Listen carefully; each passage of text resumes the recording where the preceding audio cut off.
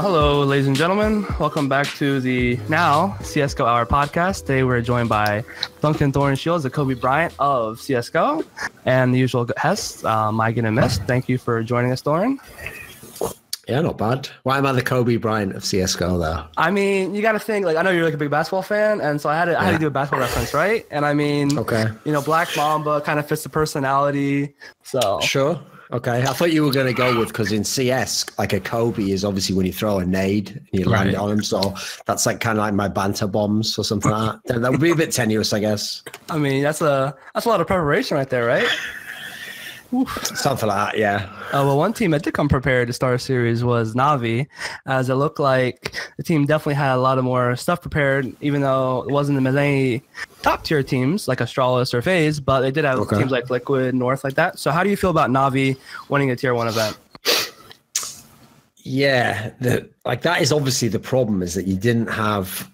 I mean, to me, it's the Astralis is more significant than FaZe not being there, because, you know, there's no saying FaZe would necessarily have won the tournament, especially because obviously no one knows. At the time, you would have assumed they'd have brought Olaf back if he was going. So, yeah, unfortunately, the fact that Astralis isn't there and that they are so absurdly dominant means it's not really the same as winning a Tier 1 tournament at other times in CSGO, because there really is like that one dominant team that you've got to play against. So it still definitely means a lot. Like, I still think it's pretty significant. We had a pretty good list of teams here. I think for me, it doesn't really put Na'Vi that much ahead of where they were before, because they were already really up there just behind Astralis, I thought. But I mean, it's certainly good to beat Mouse Sports. I think that's pretty satisfying for them when you consider how the last Star Series ended, where they lost in the final to them. I think outplacing teams like Liquid, SK, these are all pretty good results. So I think Na'Vi's right there behind Astralis. It's just, unfortunately, I think the gap between Astralis and everyone else is big enough that it doesn't really matter who's number two in that sense. And it's a bit depressing, because while they are number two, it's hard to see how they can ever be number one at the moment.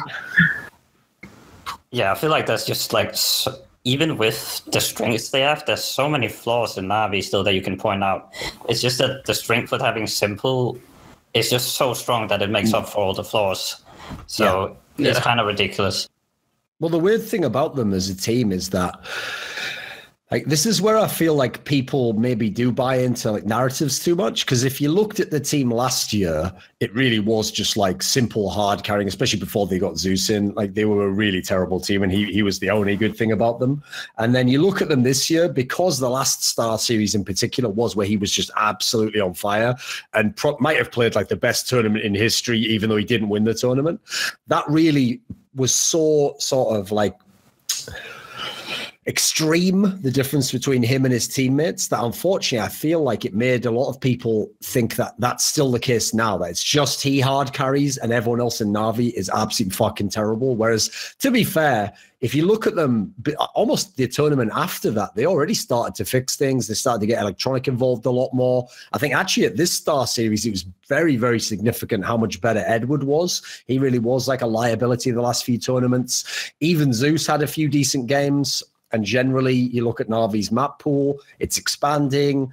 They seem like their T-side's gotten a lot better. They actually don't only rely on Simple. They do still have by far the best player, and he does absolutely hard carry. But they play around it more. And it seems like as a team, they at least have an idea of what identity they want as a team. So I'll give them credit. I think they have improved as a team, which, you know, wasn't a guarantee. But the problem is, yeah, if Simple was even at 90% of the level he's at now, I don't think they could win any of these tournaments. They'd probably just be like, you know, a good fourth best team in the world or something, I think. Yeah, so the comparison I would make is like to the last Star Series. I remember a game in the group stage they had against Heroic, where they were up like 11-4, like 12-3 on the CT side of Mirage. And then on the T side, like Simple got like 22 kills on CT side. And then on T side, he got like nothing. And the T side in that map was one of the worst I've ever seen. And then, like, at this Star Series, it's completely different. It's not like you get those games at all. Yeah, well, I mean, I remember that game specifically. And in fact, that entire series was like, that's one of the most ridiculous ones of Simple having a hard carry, because they also had a game on Train earlier. It might have been the first map even, where like almost every entry he gets on the T side of training is just simple, like runs up with an AWP or an AK and just kills someone. So like that's not tactics at that point in time. Like no one can just tell a guy to go, you start a player especially to just go and kill someone. That's why it's become a meme on Reddit. But yeah, I agree. This time around, it was actually, this is the weird thing about that period though, is that doesn't really fit with Zeus's history at all, because in the past when he was in Na'Vi, obviously when he was in Gambit, he was a pretty good in-game leader. You know, he was a guy who actually had a pretty good read on the game. I mean, I just actually released some content today with Sean Gares where he picks Zeus as one of the in-game leaders that he wanted to talk about on my Mount Rushmore feature. And one of the things he talks about is kind of the style that Zeus had in CSGO, which was a lot more based around, like, basically you just take map control, you set up for simple trades, and then you make a read late in the round. Like, you try and get all the information you can, basically. You try and take up as much space as you can on the map. And then the idea is, it's kind of like, I mean, he doesn't make this example, but it's my analogy. In basketball, one of the reasons why passing is actually super effective is because a defender can't run as fast as you can throw the ball. Like, they just physically can't get there. So if you have great ball movement in basketball, you can always get an open shot, basically. And it's kind of like that on the terrorist side in Counter-Strike, because if you use map control properly and you use your utility properly to push the CTs back and you make a good read, in theory, they could never have the 3 defenders at the site you want to attack if you've done that accurately. So that's why someone like Zeus, I always thought was one of the best at sort of grinding out rounds in the past. Yeah, he had a really terrible period after Gambit when he came back to Na'Vi. He just looked like his style was completely busted. You saw a lot of rounds, they just went in late. They never got the bomb down. Sometimes they were just gambling entirely. They didn't even seem to get any information. I think now you're finally getting back to kind of what you expect from him in the past. And then now, if he can do that, you can look past his flaws as an individual player. Yeah, because I think one of the things that they're really good at now as well is Zeus will have all these bait setups with simple, where he will just like, the enemy will try to like abuse a position where Zeus is playing, and they'll just move simple into that position and he will just destroy everyone. Yeah, I think it's very effective as well, because, I mean, you look at how many teams, if they play against North, they try and find where MSL is going to be all the time. This has actually been, I mean, it's kind of a standard way to play if you've got an analyst, basically, who can give you the tendencies. But the problem is most teams don't have the luxury of a player who could go and do that. Like, it sounds great in theory to say, like, oh, G2, just move Kenny S wherever, you know, Body was playing or wherever NBK is, you know. The problem with that is Kenny S, as fabulous a player as he is, plays his spots. You know, he knows every angle of the spots he plays and how to take it. If it's an aim duel, or if it's someone flashes him off, or if it's a pure AWP versus AWP, if you put him on a new spot, he's going to be less effective. So I think, if anything, it's smart on Zeus's part, but what an absurd luxury to have a star player who can just say, oh yeah, sure, I'll just go to that spot and kill everyone if they come there. I mean, I can't really think of any other player in history who could probably do it.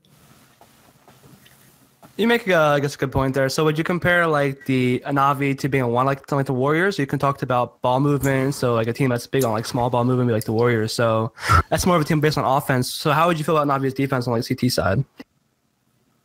Yeah, as a team, they're quite unusual, I think, because, like, again, on CT side, so much of it is based on simple for my money. Like, it basically, that's one of the reasons also why I think the move to replace him with where Zeus is actually more significant than people realize. Like, I realize, as I said, just said that no one else can really do it. So it's not like he can mimic it.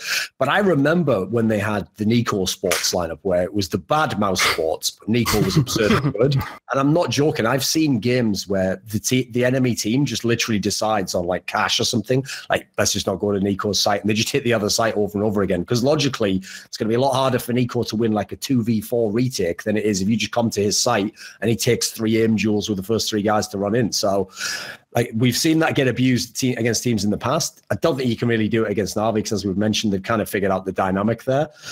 I think generally their CT side's a bit unusual, because I've noticed even on the CT side, Zeus actually often will die quite early, because if you've ever seen, even back in 1.6, he's one of these weird in-game leaders who doesn't play passive.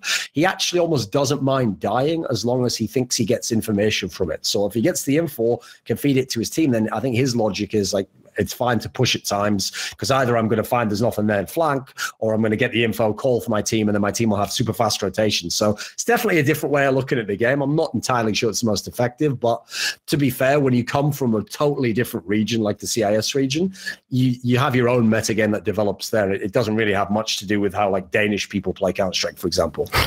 I mean, you are right about that, but one Danish team I guess that was happy about the event was North. I know a lot of people were saying North were maybe a dark horse for top 8. We had Anders on last week, and he said North could probably be top 8.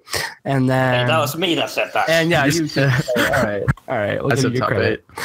But I felt like North are a decent team. They have good stars, but making top 4 and then not beating Energy kind of felt like an oxymoron almost. Whereas Energy was a team that you would think all metrics North should have won because they have better star players, more consistent players, and they should have a deeper map pool, relatively speaking. But Energy have been good online, but I don't understand how that translates to LAN, especially now after Starlight is best of 3. But how do you feel about Energy's run compared to like North's run at, say, Starlighter? Yeah, it's bizarre because on the one hand, I think you could make a pretty solid case that North overperformed even without being NRG. Like, I think it's pretty absurd to think that they were top 4. I actually personally favor them to win that series because, you know, NRG had been so up and down over the first few lands. I thought, you know, maybe they've just had some good games and they're going to fall off. Whereas, as you said, at least in terms of the raw players, either more experienced or they're just better players on North, at least historically. You know, if we're going to see the NRG players do some of the things they did at this tournament, that might change on LAN. Certainly North has the better map pool.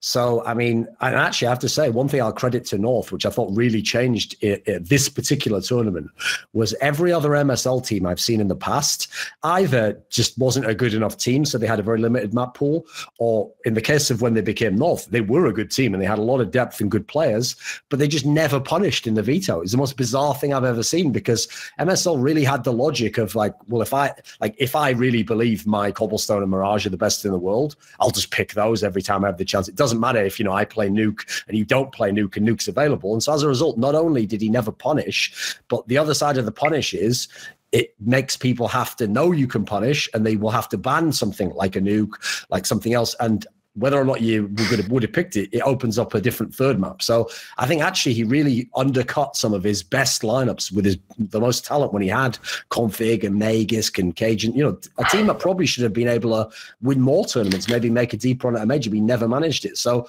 this time around, I think his lineup was much, much worse. I think this lineup is comparable to some of the bad days in Digitas when he was sort of working with like 1 or 2 good players, or he was hoping someone makes some like leap up in play, like 1.5 times the level you've seen before, which I think would apply to someone like a Mertz. I think Kirby plays a lot worse. Valde's a pretty good player, but is he good enough to be like a top 5 player, which you probably need if he's going to be the main star? Still yet to be determined. I think part of the problem at this tournament was, if you look who they actually beat, I don't think they really beat any good teams. I think they were one of the teams that won the lottery, that they got on that easy side of the bracket. The fact they even had a shot at the finals because Team Liquid didn't turn up and go to the semis. So the North side of things, I do think they overperformed in terms of placing, and generally they looked a little bit better than I've seen in the past. I would agree, though. I thought they were underwhelming if you actually look who they played against. Like, I mean, on paper, you should have been in the final. That should have been par for the course. In terms of NRG, that's a really tough one, because I never understood where the controversy was in saying that they were onliners, because they were so exceptionally good on online play, especially in ECS, that like if they'd have done that online, they would have probably been one of the best NA teams to ever play CSGO. So I don't think it's unreasonable to suggest that a team where 3-star players are all somewhat unproven as star players, you know, when you compare them to Europeans, is probably not going to have all 3 or maybe even 2 of the 3 turn up at that level. I think that's a pretty reasonable expectation. So if you look at them now, they are onliners. It's just that what happened was at this tournament, I mean, I wouldn't even say at this tournament they had many big scalps. What, they beat Hellraisers, did they? I think that was one they won maybe. Mm-hmm. Well, Team Liquid's obviously the big one, but right. I think Team Liquid definitely played their own part in losing that series. And also, it's going to sound cheap, but you will just always have more variance in domestic matchups because, I mean, like, first of all, some of these players have played on teams with those players. They obviously play them all the time in scrims. They play them in ESEA or whatever. So as a result, there's not really the same intimidation factor as if you played, I think, like an equivalent. Like if you'd played mouse sports, I think it's much more likely that you'd feel the pressure in that match. So I'll certainly give credit to NRG. Great run up until the final. You could see, though, in the final, like it's not like Na'Vi are the most difficult team in the world to play, but that NRG team was absolutely shook in that final. So unfortunately, I think like the nerve aspect did catch up to them. So I'll give them credit. Much better tournament than you probably should expect. Maybe this does hint at something in the future, but I mean, this is the outlier at the moment, not all the other tournaments. So I just want to touch on the North point a little bit, because I agree with you in the sense that they definitely tried to punish other teams more in the pick ban. Like they would pick Dust2 and Nuke sometimes and stuff like that. But in terms of actually in the game, I thought that they looked like 10 times better on Mirage compared to any other map. Where like on Mirage, every T side, they would go like 10-5 on the T side or 11-4. And then you watch their Dust2 T side, for example, and they get like 2 rounds every time they're on the T side there. Or their Train against AGO, where they didn't look that good, or their CT side on Inferno and stuff like that. So they definitely have a lot of work to do there. Well, there's also this weird aspect. I mean, you never know what people are just spitballing in interviews and what's real. But I saw there was an interview, I think it was HLTV.org did it, where MSL actually said bizarrely that he's trying a mid-round call now, which famously, again, actually this ties into the piece of content I said I did with Sean Gesk. He picks MSL as one of his names. And actually, because this is done before the tournament, one of the things he says he admires about MSL is that MSL does stick to the old bread and butter execute style of Counter-Strike, where you set up your base and then you just call a tactic off that. You know, there's no real... You're reading the game just to call from your playbook, basically. You're never going to just call something totally on the fly or mix it up or play off a star player, where supposedly MSL is now trying to integrate that into his team. And if he's doing so, presumably it can only have been this LAN and maybe DreamHack Tours that he's done it at. So to radically change your in-game leading style is going to definitely take a transition period. You're not going to instantly become good at that style, because it's actually a style that people mainly have emphasized in CSGO. So if it's not something he's done historically, I don't really think he has the background for it. But I can see why they would integrate it, because that's actually something that Ave, who's now the coach at North, was pretty famous for in 1.6. Like, he not only had the best anti-strats, a great playbook, but he was fantastic at coming up with impromptu stuff on the fly that also could work kind of in the middle ground. And so it's kind of bizarre to see MSL doing some of this stuff. And so I think it makes sense that his Mirage is still very good, but he hasn't figured out the other maps. But I doubt you're going to see it click into place overnight. Touch on the NRG point. I found that like Cirque and like Fugly, Cirque finally like showed up. He I think he played a lot better than he did before, and I find Fugly was like overperforming in my opinion. Yes, I think we can expect that as much, and he was like really crucial for them to get to that final. That's actually the thing that was also why I'm a bit hesitant to kind of be like, you know, they've got over the LAN nerves, they're going to be really good, because I actually think, I said this on Twitter, like, bearing in mind, it's not like people like Cirque, you know, like, were MVP candidates, despite them making the final. Generally, they did kind of do it by committee with their stars, and they never really had anyone who sort of like blew everyone else away. They just played good. They played better than the other lands. The problem is the big outlier was Fugly, because his level and his fragging was way above what you'd expect. And when you get that from someone who essentially is your support player, not only are you going to look great because you're getting all these frags from an area of the game you're probably not usually expecting it, but that almost certainly will not carry over. Like, this is a player, we've seen this guy for years and years now. He's not an all right player, but I'm relying on him more for experience and be a team player than to put frags on the board. Yeah, I definitely agree with that. I think my issue with Energy is Cirque. I feel like a lot of times you'll see him say they're taking a site, and he'll have the op, and he loves the op. He doesn't really go on the rifle that much compared to some other oppers, like maybe a Skadoodle even though Skadoodle has his own issues. But I think with Cirque, like, a lot of times he'll shy away from a fight and let somebody else die, and then he'll take the kill. Like, for example, on CT side, on Overpass, on the B site, he'll sit in heaven, and I think he had a chance to save Ethan's life on the B site, but he let him die, and then he got the refrag when he could have had a 2 advantage, and they could have won the round. And I think a lot of times Cirque does that. And I'm not a big fan of Cirque. I think he has a really, I want to say, like a flashy style, something like a Henny almost, where like he goes for a lot of these like quick frags, look really cool, and then miss some of the easier shots. I don't know. I just don't feel like he's going to translate well on LAN in the future. And I don't know. I just don't feel like that team really has a lot of repeatability. But I think Daps has done a great job with the team so far. Oh yeah, I would give a lot of props to Dabs. Like, he's actually someone I've always been an admirer of. Him and FNS, I thought. I mean, obviously FNS got his chance recently in C9, but I always thought they were like the underrated guys in the NA scene, because unfortunately the NA scene is so dominated by the egos of the star players. I'm doing like air quotes there since it's not a podcast. But, you know, unfortunately they just tend to believe that you can just play ESEA style and that you don't need an in-game leader. And so if you ask the other players, they all think like FNS and Daps are just bots who can't frag and like who cares about tactics anyway, basically. So sadly, you know, they're only going to get their chances in these teams like FNS and CLG, now DAPS and NRG. So I think when you look at what they're working with, I mean, this is a massive overperformance if you're in-game leader for DAPS. It's fantastic. Made it to the final of the international tournament. But in terms of Cirque, I do think the upside is that in this particular team, like, I'm not sure about Breezy, because we have seen him for a decent amount of time. I mean, I've been seeing him since like 2016, I think, on LAN. So I am a bit concerned about the fact he hasn't come along much. I also get the sense that he maybe doesn't have the personality to be a star player. But Ethan is still relatively young enough that I could still see him having some growth left. And I would say in terms of Cirque, he's not only young, but he's also pretty inexperienced as a player. So a lot of what you mentioned there, I mean, this could absolutely come down to when you're online and it's just one game out of whatever 16. I mean, who cares if you miss this shot? You know, you'll just play however you want. But if you get to a LAN scenario, you will definitely have certain pressures and certain decision-making paths cut off just by being a prisoner of the moment. Oh, I'm playing against this amazing team, or I haven't done well so far this game, so I've got to ensure I get my first kill off. There's all sorts of things that, you know, you have. This is part of becoming a pro. So I do think in terms of Cirque and Ethan, there's some growth could go on. Cirque probably the most primed to have that. And I think actually I feel bad for him in a way, because he is a victim of his own success. If he hadn't have blown everyone away online and NRG hadn't have been so outrageously good, he wouldn't have this much scrutiny on him. So he might have actually had a little bit more time to develop. Whereas, yeah, we're going to look at him now and say, why aren't you doing all the stuff you're doing against everyone online? That's a good point. I think with Ethan, like on CLG, he was pretty good.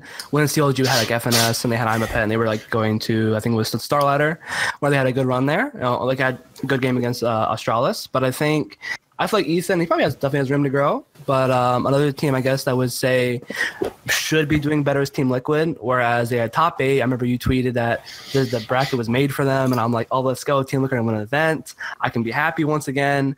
And then they lose energy. Why do you think they lost energy in the bracket stage when in the group stage they beat them easily? I mean, it's bizarre. It's one of those ones where, like, I actually know some of the people on Team Liquid, so I'm the sort of person, I don't tend to ask people after they lose at an event, even if I see them. I kind of give them space to process it, to deal with it, etc. I think it's just polite, but that's definitely the sort of thing I'll be asking some of them to try and get some kind of insight on, because I think that's an incredibly bizarre loss. Like, yes, as I said, on the NRG side of things, there's all sorts of reasons as to why you should be able to play against Team Liquid. You should be more comfortable. There's not really as much reason to fear them. That all makes sense, but that shouldn't have mattered if Team Liquid turn up and play the way they do against all the other top teams at all the big tournaments. Like, they you know, NRG could have turned up and made it close, but I think Team Liquid almost certainly would have won. So I found that a really mind-boggling series. I think, to be fair, you saw a lot of turnover in terms of the players that you normally wouldn't. Like, I don't think NAF had the best series. Normally, I would expect him to tear up domestic competition like that.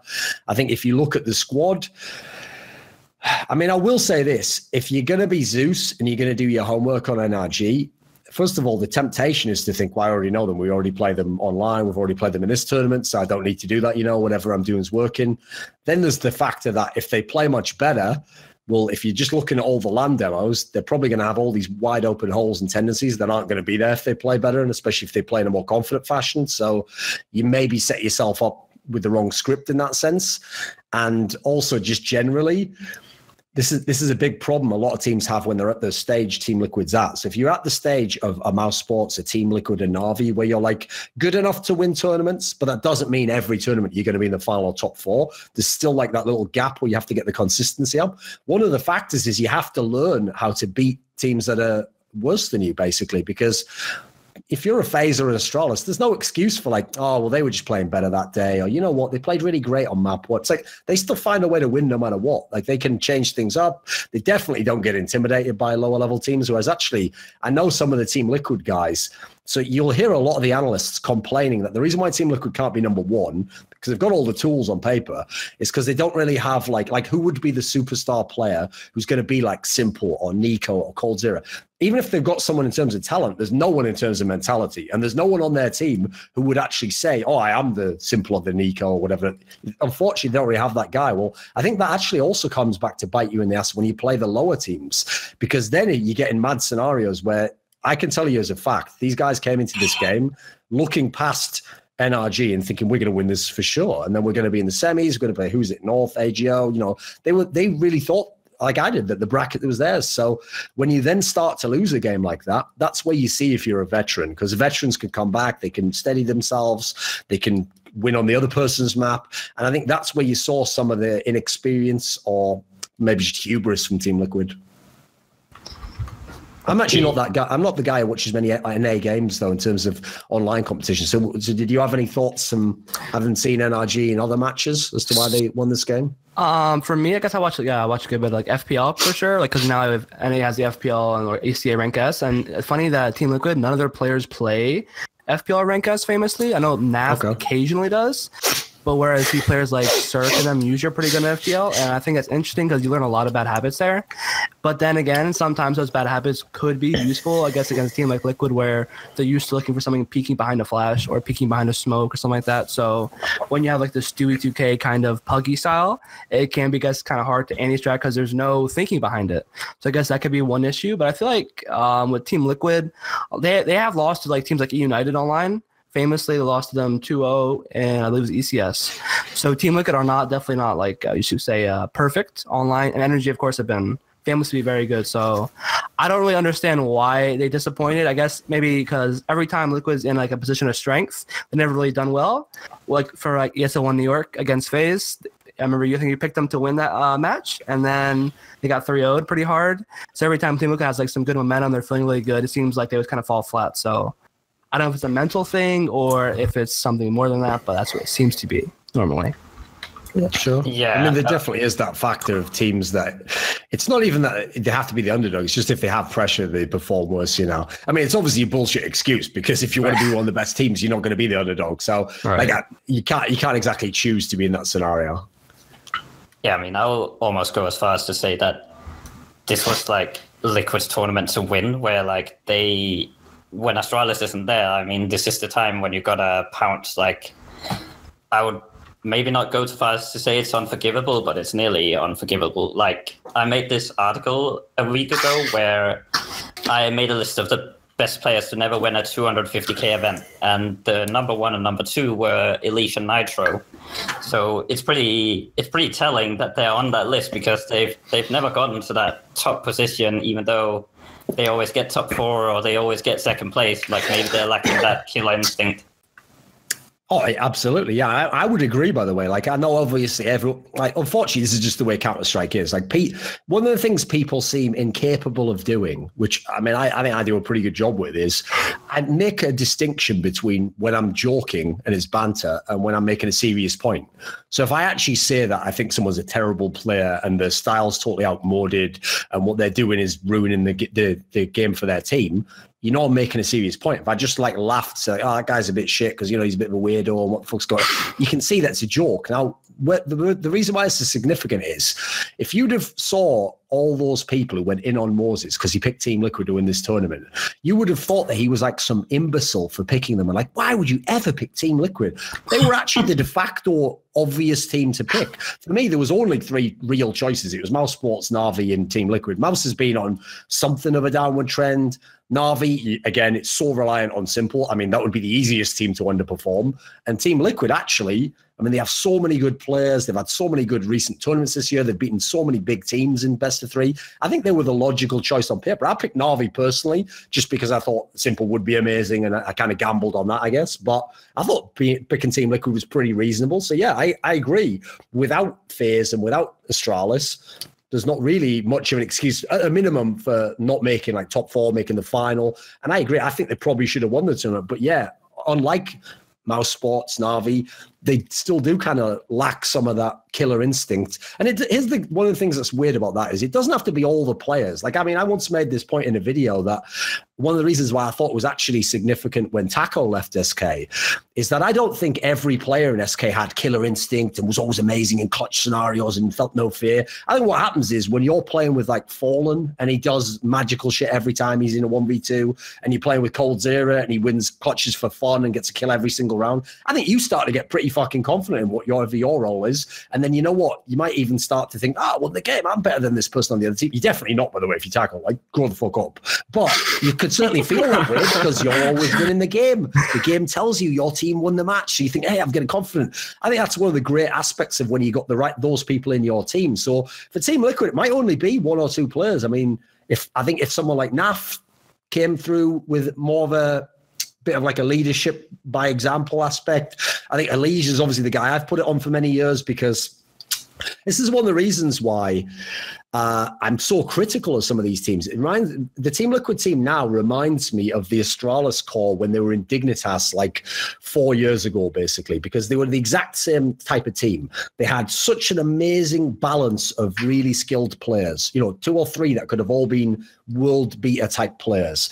They would always play to a pretty high level. They'd get like top 4 in most tournaments, but that's why you could bank on them to always lose that big semi-final against the big name team, because when they got in that pressure situation, the difference was Get Right or Shocks or Kenny S or whoever it's going to be is going to take over the game, is going to play to the best level you can ever expect. Meanwhile, at the time, Dignitas, Device would have an okay game and then he'd have a bad map, and Cajun B would do really well on her half but then cool off, and Dupree would be all right but they didn't have such good and at the end, you could look around and go, well, it wasn't really any one person's fault, was it? We win as a team, we lose as a team, which is what losers say. Losers have all sorts of excuses in their back pocket as to why they lost, whereas one of the great things about being a superstar player like a Coldzera is part of the reason why you can make outrageous demands and why you get all the credit is because you actually have to do it every time. And if you don't, if you even just, remember that tournament Simple had, I think it was the one EPL, right, where he still finished with like 0.8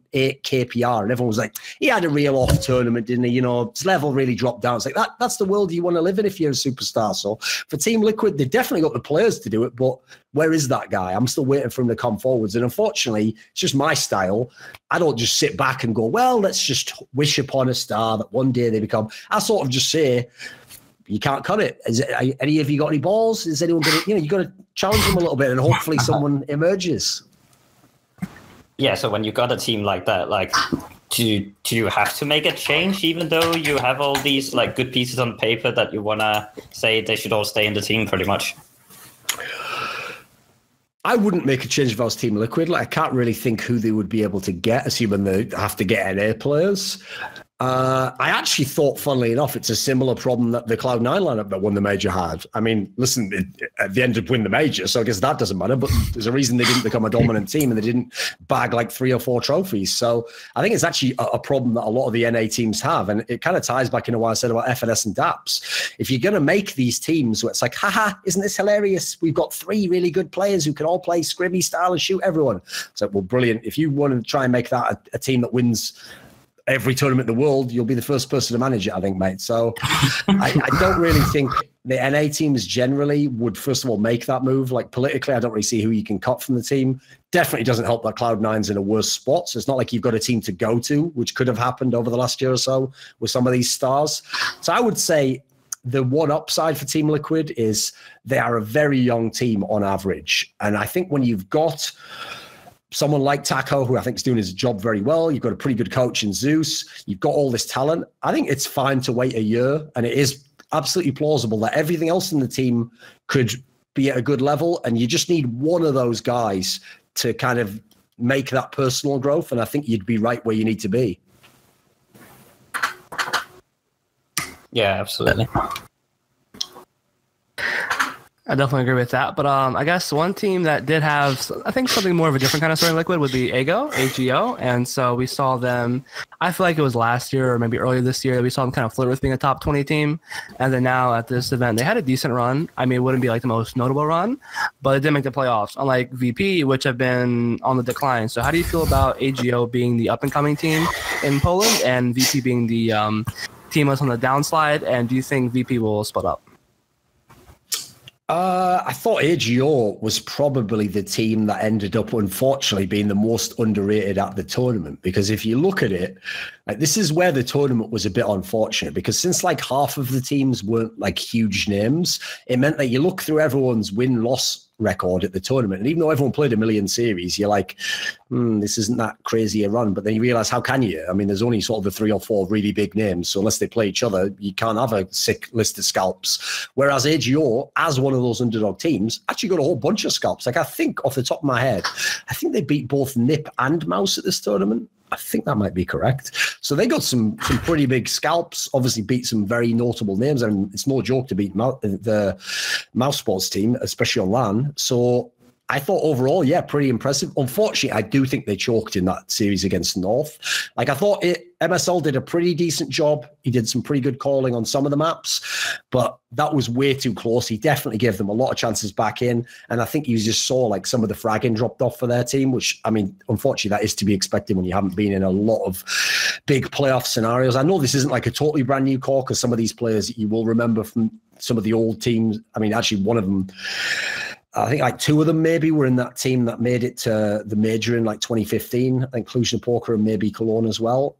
So they've got some experienced players. They've got some that are less experienced. But as a team, this particular lineup obviously, hasn't done a lot on LAN. So I thought they were pretty solid overall. My big concern is when you tie it into the Virtus.pro situation, because Virtus.pro is terrible right now.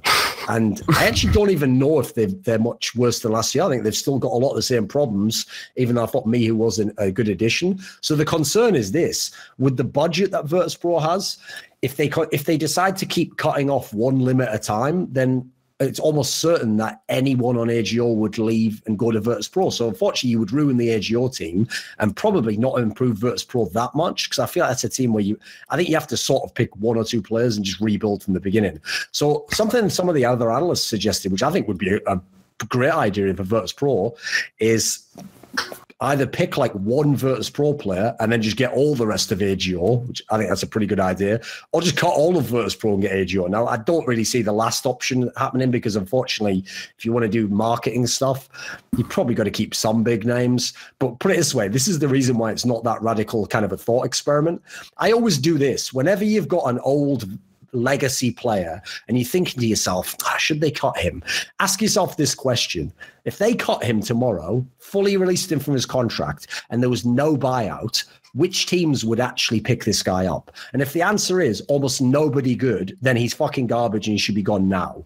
And so the problem I have with Virtus.pro is, if they cut all those players tomorrow, we live in an era where if you can speak English, you can join Mouse Sports, FaZe, and A teams. I'm going to tell you right now, most Virtus.pro players do not get an offer from anyone who has a competent team right now. They'd only get offered from either another org that wants to use them for marketing purposes or other Polish teams, basically. So I think that's like a really worrying sign if you're Virtus.pro and you want to keep that lineup in terms of the core.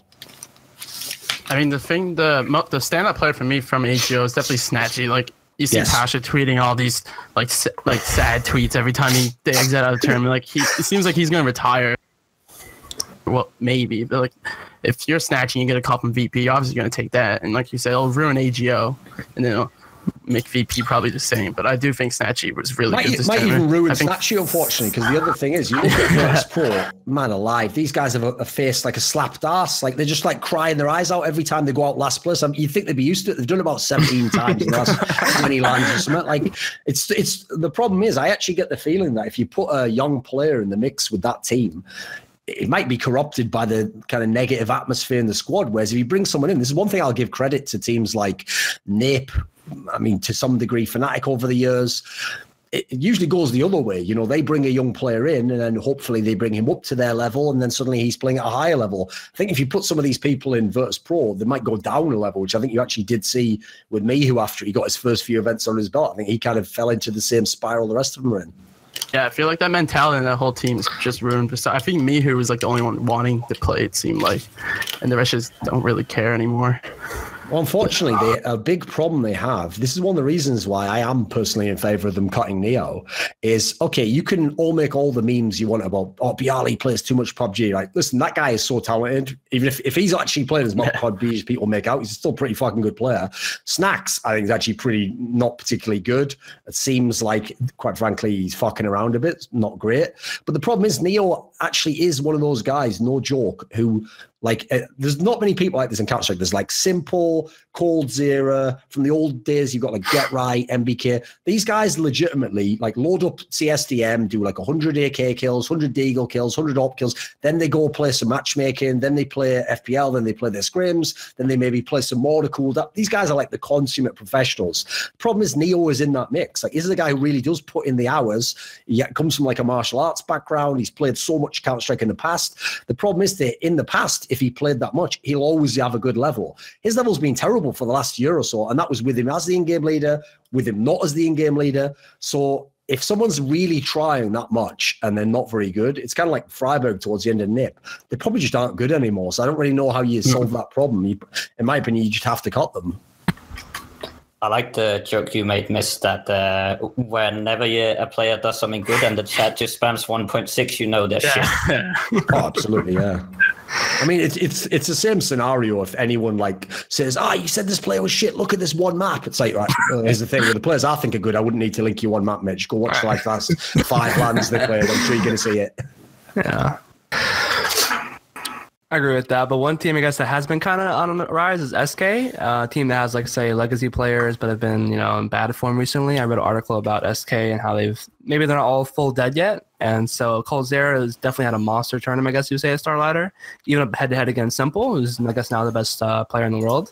And do you think SK can keep showing this improvement, or do you think that it's kind of temporary? Because, I mean, it's kind of hard to say really how SK are doing right now. I don't know, because I just feel like their map pool is just kind of all over the place. I don't know how to analyze that, per se. Oh, I think their map pool's terrible. I mean, if you look at it realistically, they basically have Inferno.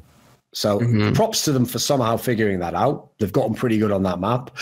Like, I want to say they have Cash, but to be fair, anyone who plays Cash right now will make their team viable at the top end of the scene, because so many of the teams for the last 6 months that have been good don't like to play Cash or directly ban it. So I think that's like, I'm not really sure who actually is the best on Cash. Like, I mean, I think even Astralis can beat most of the teams that like to play Cash. So I'm not really sure there is like a world's best Cash team at the moment.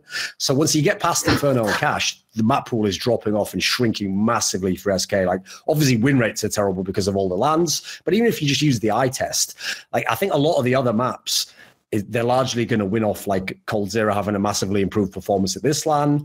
Depends who calls. Like, for example, I think one of the reasons that their Mirage and Overpass have absolutely fallen off a cliff is that I think apparently those are the maps that Coldzera calls in. So you don't see any of the amazing shit he used to do on those maps. He just suddenly... It's funny, if this isn't proof that you can't have super high fragging in-game leaders generally, just look at Coldzera at SK right now. I mean, this is a guy whose game probably should have been fairly suited to being an in-game leader, fairly passive, late round, plays off information, and yet this guy's fragging on those maps is crippled. Meanwhile, on Inferno, where Fallen calls, what do you know? He's one of the best players in the world again, winning all the clutches, doing all the things we remember of the Cold of old. So that problem alone is not going to resolve itself. Like, the idea of having 2 in-game leaders is, I mean, I don't even understand the concept of it. Like, think about it. If you're playing that series against Na'Vi, you're literally switching in-game leaders per map. I mean, I'd even be taking this into account if I'm the other teams and being like, you know what? This map's like in the middle of my map pool, but I know fucking Coldzera calls on it, so let's go ahead and leave that in for the decider, shall we? I'd be cynical like that and challenge this guy to fucking... I mean, going into what I'd do is probably ridiculous. I'd also just be like straight baiting him on Twitter, like, come on, man, step up your ball. Where's the flag of that? So I guess really I can't expect players to do that. But you see what I mean? Like, that, you can't... I don't really see how you're going to win a tournament with 2 different in-game leaders. And quite frankly, I know they don't want to hear it, but the Fallen game leading seems better. So... unfortunately, if I had to guess, I don't think someone like Fallen like actually willingly stepped down. I think what happened was Coldzera, and I've seen this happen many times in Counter-Strike history, when you're the secondary caller, you seem like a fucking genius. Because guess what? When you don't have ideas, you shut up. And the guy whose job it is to calls the strats and sometimes bombs the game. Then when you have the odd really good idea, you go, you know what? I've just had a great idea. Because you just pipe it up with a good idea and you don't have to do every round. People go, hey, let's give it a try. When it works, you go, I'm a fucking genius, actually. I could probably do this all the time.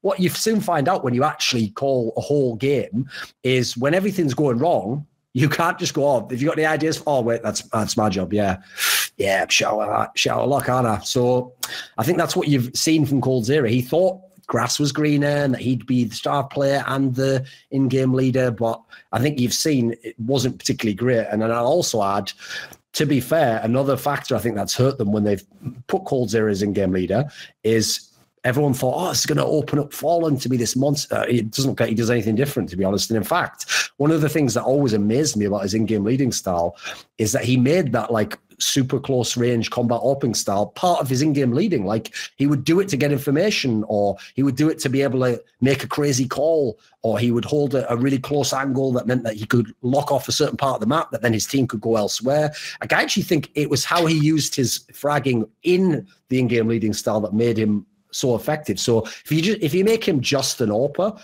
frankly, I don't think he's going to be one of the best AWPers in the world. They said, I'm pretty sure Stewie2K tweeted that he's calling on Mirage, so they have 3 IGLs. That was just in the group stage, though, because I asked him if he was going to do it in the playoffs, and I think that they just did that as an experiment. Oh, okay. That's interesting because Stewie2K used to be at IGL with Cloud9 for a little bit, so I thought maybe he thinks and speaks in English, and maybe he would become like a de facto like person to do like the IGLing, and they could like talk in Brazilian while he talks in English to them. Maybe I thought that was a possibility, but then I mean Stewie2K as an IGL doesn't seem like to get the most complex of strats, so it's that's the problem. It's like when we say IGL, it's sort of like the kids version where you get a fucking badge or something. It's like, you follow these 3 strats and win, your opponents will hate it. It's like, do you really IGL? Like part of the problem is when he was at his best doing that in Cloud9 was actually some of the times when they weren't that great as a team. And actually, he's another player I thought benefited massively from being the in-game leader. So it's not terrible in that sense. It might be a way to integrate him into the team, but I doubt it's going to be a long-term like approach, because for a start off in that team, he is massively down the pecking order in terms of like hierarchy and who they're going to listen to and who they're going to trust. So I could see them giving him the odd game, testing it out. I doubt they're going to go with that as any sort of real option though. Still another issue I see with SK is when on Inferno, Bolts plays A. I still see him like as a liability on that side. Like it just doesn't like look right. Like he looks lost sometimes while playing there. That makes any sense. Yeah, it makes a lot of sense. But then again, that's also, this is why SK right now it's a pretty bad state of affairs. I know this tournament, you know what, they probably could have made it to, like if they'd have played anyone other than Na'Vi, I think they actually could have made it to the final, or they could have made it certainly further in the tournament, but that's also with coldzera going off. So part of my issue is bringing in Stewie2K didn't just affect Stewie2K to tackle. It didn't just affect coldzera to Fallen because they swapped in-game leader role. It affected basically everyone in the team, because apparently one of the reasons why they don't play Overpass is they just feel like their style got played out on that map. So, for example, on that map, you don't see Fur pushing the bathrooms all the time like you did for like 6 months straight when no one could stop. He doesn't do that anymore. He's not even on that part of the map. He plays in B sometimes. So they've changed almost everything in the team. So really, it looks like, it's 4 players plus Stewie2K. It's a totally different lineup. And so I think Bolts is the guy who gets basically, to use Stunner's terrible paraphrase, the short end of the dick, because he gets put in the worst spots. He basically gets told, you're the new Taco. And it's like, first of all, there's very few people can do what Taco does, and who the fuck would want to? And so as far as I can tell, like, I also think he's got that thing going on where, so a few years back in the NBA, it was for the 2013 season, there was that scenario where before the season began, the Lakers traded for Chris Paul. And part of the trade, it was a 3-way trade with Houston, was that like Lamar Odom, I think he was going to the Pelicans, and I think Pau Gasol somehow was going to go to the Rockets. And it was like a 3-way trade scenario where the Lakers got Chris Paul. But famously, the NBA themselves vetoed the trade, since they were actually technically like the janitor owners of the Pelicans at the time. And because that happened, when Lamar Odom found out like he'd been traded oh, but wait, you haven't, you're back on the Lakers. He literally just basically lost his shit and said, like, fuck the Lakers, and just left the Lakers as like some kind of mad scenario. Like, I think he demanded to be traded, and they traded him for like draft picks to the Clippers. And I think it was the Clippers he went to, or was it the Mavericks actually? It was one of those, it might have been the Mavericks. Whatever team he went to, basically, like, he lost all motivation. I mean, there was other factors that went on, and that was basically the end of his career. So I feel like there is an element of that with Bolts, because you have to realize when they thought that deal with Simple and Flamey was done, well, obviously Bolts as the other person would tackle getting caught. So that's like, you know, he's not an idiot. He's heard all the rumors. He knows, he's probably even hearing within the team, yeah, you know, we're close to finalizing the deal. Oh, what's that? Simple's agreed the deal. He's going to get on a flight. Like, you think you're out the team. So when you then come back, you can't really be like, hey guys, we're all cool and you all believe in me, right? Like, no, we're trying to get you out the fucking door before your value went completely through the floor. So I feel for the guy. He's in a terrible situation right now. I don't really know what you more expect from him, you know. SK are getting to that ridiculous point where whenever someone picks overpass against them as well, it's just an auto win. I think they're like 0-8 in their last 8 games. Yes. I mean, admittedly, I think only like 3 or 4 were with this lineup. But yeah, like the fact that going with this core back, it's so bad, does suggest they have completely gone off the boil on that map. Funnily enough, I mean, this might sound like a weird opinion, but if you go back and check, I think it plays out. If you go back and look at the SK lineup from late last year when they got in Bolts, and then just before that, I don't actually think they were ever godlike on overpass. Like, it was mainly that we all just remember them tooling FaZe on it, and FaZe was absurdly good on it. So if you go and look at them against the other teams, they didn't tend to like pick it that often. It seemed to me more like they definitely preferred Mirage, I think. And it was more, I think, just a specialist map they had against FaZe, and obviously FaZe was the best team. So there's lots of memorable wins on that one. So I already think after the kind of FNX era, they already started to like move a bit away from that. I think they preferred a bit of train over that. So when you've got into a scenario where half the team's playing badly and you've got all these gaps, like you've lost Taco, this amazing dedicated support player, Cold Zero's, I mean, killing his own game, become the in-game leader. Fallen hasn't played that great in about a year and a half, depending on what end-of-year awards you're looking at. It's not going to be great, is it? Yeah, I mean, who's left? Even Fer's dipped off too from what he's used to being. Absolutely, yeah. I guess the other team that would dip off would be HR and Gambit. Gambit, after winning the major, well, their major, hasn't been the greatest team, of course. And Hellraisers, they had a good event. I think it was at Taurus, this year's Taurus. And other than that, HR has been pretty awful. At least at this event, everyone beat Hellraisers. Are kind of like the team that, hey, we beat Hellraisers, right? And then Gambit, I mean, they had a decent run, and then they said, all right, seized, bye. And then I don't really understand the mindset of both those teams. I don't understand the moves they're going to make, or if Hellraiser are going to break up, maybe Woxit goes to Space Soldiers, or who knows. But how do you feel about Hellraiser and Gambit's futures in the next couple of months? Yeah, unfortunately, these are two teams that are almost ruined by being locked into the mentality of the CIS region, which, first of all, like, let's be real, there's a lot of money in the CIS region, but there is also a lot of people who are gatekeeping that money who are, I mean, just by Western standards, somewhat unethical or a little bit shady. And so as a result, buyouts can be absurd for players who don't warrant that kind of buyout, because the guy does understand business that, you know what, the player's only worth what you're willing to pay for him. So if I say he's worth this much and I don't want to let him go because he's actually a good player, then yeah, you have to jump through ridiculous hoops financially to get the players. Hence why Angel is still in Hellraisers. But I can tell you right now, he would have been the captain of Na'Vi instead of Zeus. That would have happened.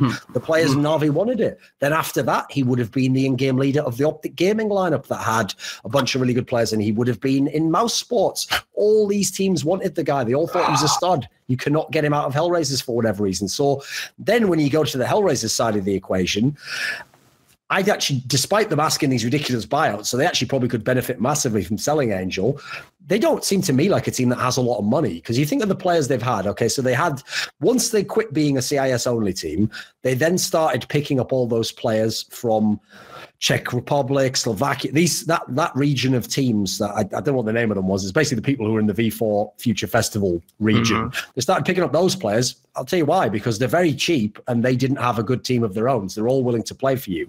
Then after that, He's gone this approach of taking other sort of like outlier talents, so Woxic, Issa. These are players where, again, there's no team from Jordan or from Space Soldiers that's really going to be like a world beater. So they're absolutely going to come play for you, maybe for a low salary relative to other top European teams, but better than they could get in their own region. And also, they don't come from, there's not really much competition as to who else could get them. So you can kind of get good players on the cheap, which for me is what Hellraiser is about right now. So I actually think where they are as a team makes a lot of sense for where they are. Like, if I had to guess, I would say whatever they pay their players, they probably get a hell of a deal in terms of the actual placings they get. And then also, if you go look at the placings, I do feel like Hellraiser's got pretty overrated, because for me, they don't actually win big best of 3 series against top 10 teams. If you go and look, what happens is they do really well in best of 1s, where they can just get to those middle maps that everyone plays, Inferno, Overpass, Mirage, and they can get some wins over good teams, but that's a best of 1. When you put them in actual best of 3s, they tend to be like the bullshit moral victory team of like, oh, but look how close they took this really good team. It's like, it doesn't really matter how close if you never actually beat them. And then you look at the squad, yeah, because they're a mix of these different talents that are like young talents. Okay, I'll give it to Woxic. He has improved a lot over the last like 5 months. I think that Issa guy is mad overrated. I don't know what that guy's doing, like trying to primary open games. He turns up maybe like 1 out of every 4 maps. It feels like just you know, freestyling it in my brain. I haven't looked at the stats. I think he really hasn't graduated in terms of LAN play. And then obviously in terms of Woxic, I mean, I don't know what kind of culture clash you have when a Turkish guy interacts with a in-game leader from Ukraine who's himself like more of a fragger than in-game leader, and then a coach who's a very tactical in-game leading coach, but who's also from the Ukraine and who comes from CS 1.6. So I think you can obviously see that these aren't like ideal fits. So to be fair to Hellraisers, I'll give them a lot of props. I think they're probably mildly overachieving, and if you can make it on whatever budget they've got and get these players and have a chance, you probably did a pretty fucking good job. The other team was which one? Gambit. Do you want to just chime in on the Hellraiser before we go to Gambit? The thing about Hellraisers I find is that they're so Dead Fox, and I don't really Dead Fox for me. I don't know what he's like. He must just make the best fucking cup of tea in the world, doesn't he? He knows exactly how much milk to put in there. He brings out his own biscuits. He brings those with him. His ones that his mum cooked. Like fucking hell. What do these guys do? Just like AZ from the Yeah, Smiths for shocks. Yeah, Smiths for shocks. Oh, man. One thing I remember about Hellraisers is when at the V4 Future Sports Festival, they had these videos where the players would say their roles. And I'm not joking. Yes. When the Hellraisers players would introduce themselves, 4 of them said that they were inter-fraggers. And I was just thinking, like, what does that mean? So I'm not really sure if they got control over the roles and all that stuff. With what did Dead Fox say? He was the entry frag. Classic Freiburg position. To be fair to him, he does seem to play like a supportive role within the team. It's just I think he's a dreadful player. Like I know it doesn't make sense because, like, here's the thing: he actually has the best style of play for a bad player because there's a lot of bad players out there just play badly in every game, but somehow he does bizarrely have like 1 in 10 maps that look really fucking good actually, and like super flashy, get loads of kills, and you think, this guy's pretty good. But then if you watch the other 9 maps, that'll soon convince you otherwise. Stadula syndrome. Yeah. Oh. On the Gambit topic, we talked about last week how they have Doja. Gian, I remember Maggie was saying how he doesn't look like the smartest guy in the world. which I don't know how I didn't watch the games at Star Series, but like I don't. You didn't miss much, mate. It wasn't good. No, not at all. He just hasn't changed his playstyle since 2012. Yeah. No, part of the problem they have as well is, right, what's so infuriating about Gambit is, right, obviously it doesn't matter if Zeus had stayed. They weren't going to do the shit that they did at the major and all the tournaments afterwards, you know. But they were a pretty good team. Like, I actually think if you look at how many teams fell away after that break, they could have been like a really legit top 5 team. I think that would have been their chance to be, you know, like a very solid team. And then maybe they could have won the odd tournament, but probably I don't think they would have beaten the Phases and SKs of the world. Part of the issue is, though, after Zeus left, they still had, you know, a couple of tournaments that were looking pretty decent. Now, I have to say, that's actually where I crystallized that theory I have called the hangover effect, which is when an in-game leader leaves, Well, it's not like it's like fucking copyrighted material all the way you were playing in the strats. You know, you are allowed to just keep doing the strats if they work for the next 2 months. So you will end up, I think, with a couple of months afterwards where you might still look half decent and people go, oh, did he really do anything? Which, if you remember, was what people did when Zeus went to Na'Vi. They went way too far the other way. Like, he did nothing. So, but you add to that at the time they had some fabulous players in like Hobbit, Adren, for example. And those are players who seem very, very like autonomous in what they want to do themselves. They really know how to play their spots. They know how to play on the T side and make good decisions. So I think what they lived off in Gambit was a mixture of like the structure that Zeus had put in and whatever strats they had, with two players who could do a lot themselves individually. And hence, you notice they're two players who tried to take on the in-game leader role. Same scenario again, I think, for Adren particularly.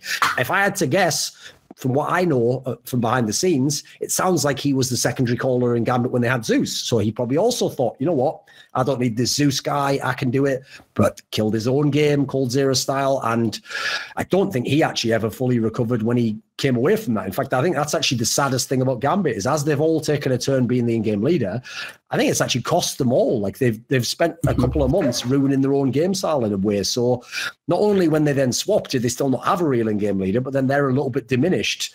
Then you look at the actual in-game leading element, I don't think any of them were particularly competent in-game leaders. I mean, you look at the style of play they had. Once you get after the first couple of months of Zeus being gone, they quickly degenerated into a team that on the T side was just going super slow, but not because they have any good reason, because they don't really know what they're doing.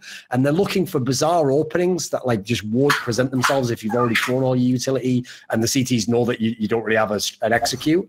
And so you just ended up with, I mean, it looks its worst now because Dosia, that was already his style of play to be like a super late round player, but he's only slightly exaggerating the style that they already had in Gambit when Hobbit was in-game leader, when they had Adren as the in-game leader, and it's just a terrible style on the T side. So for me, the only reason they even stay in games is because, yeah, you know what, they have a gang of veterans and they have a bunch of players who can play their spot on CT and who can absolutely win clutches sometimes.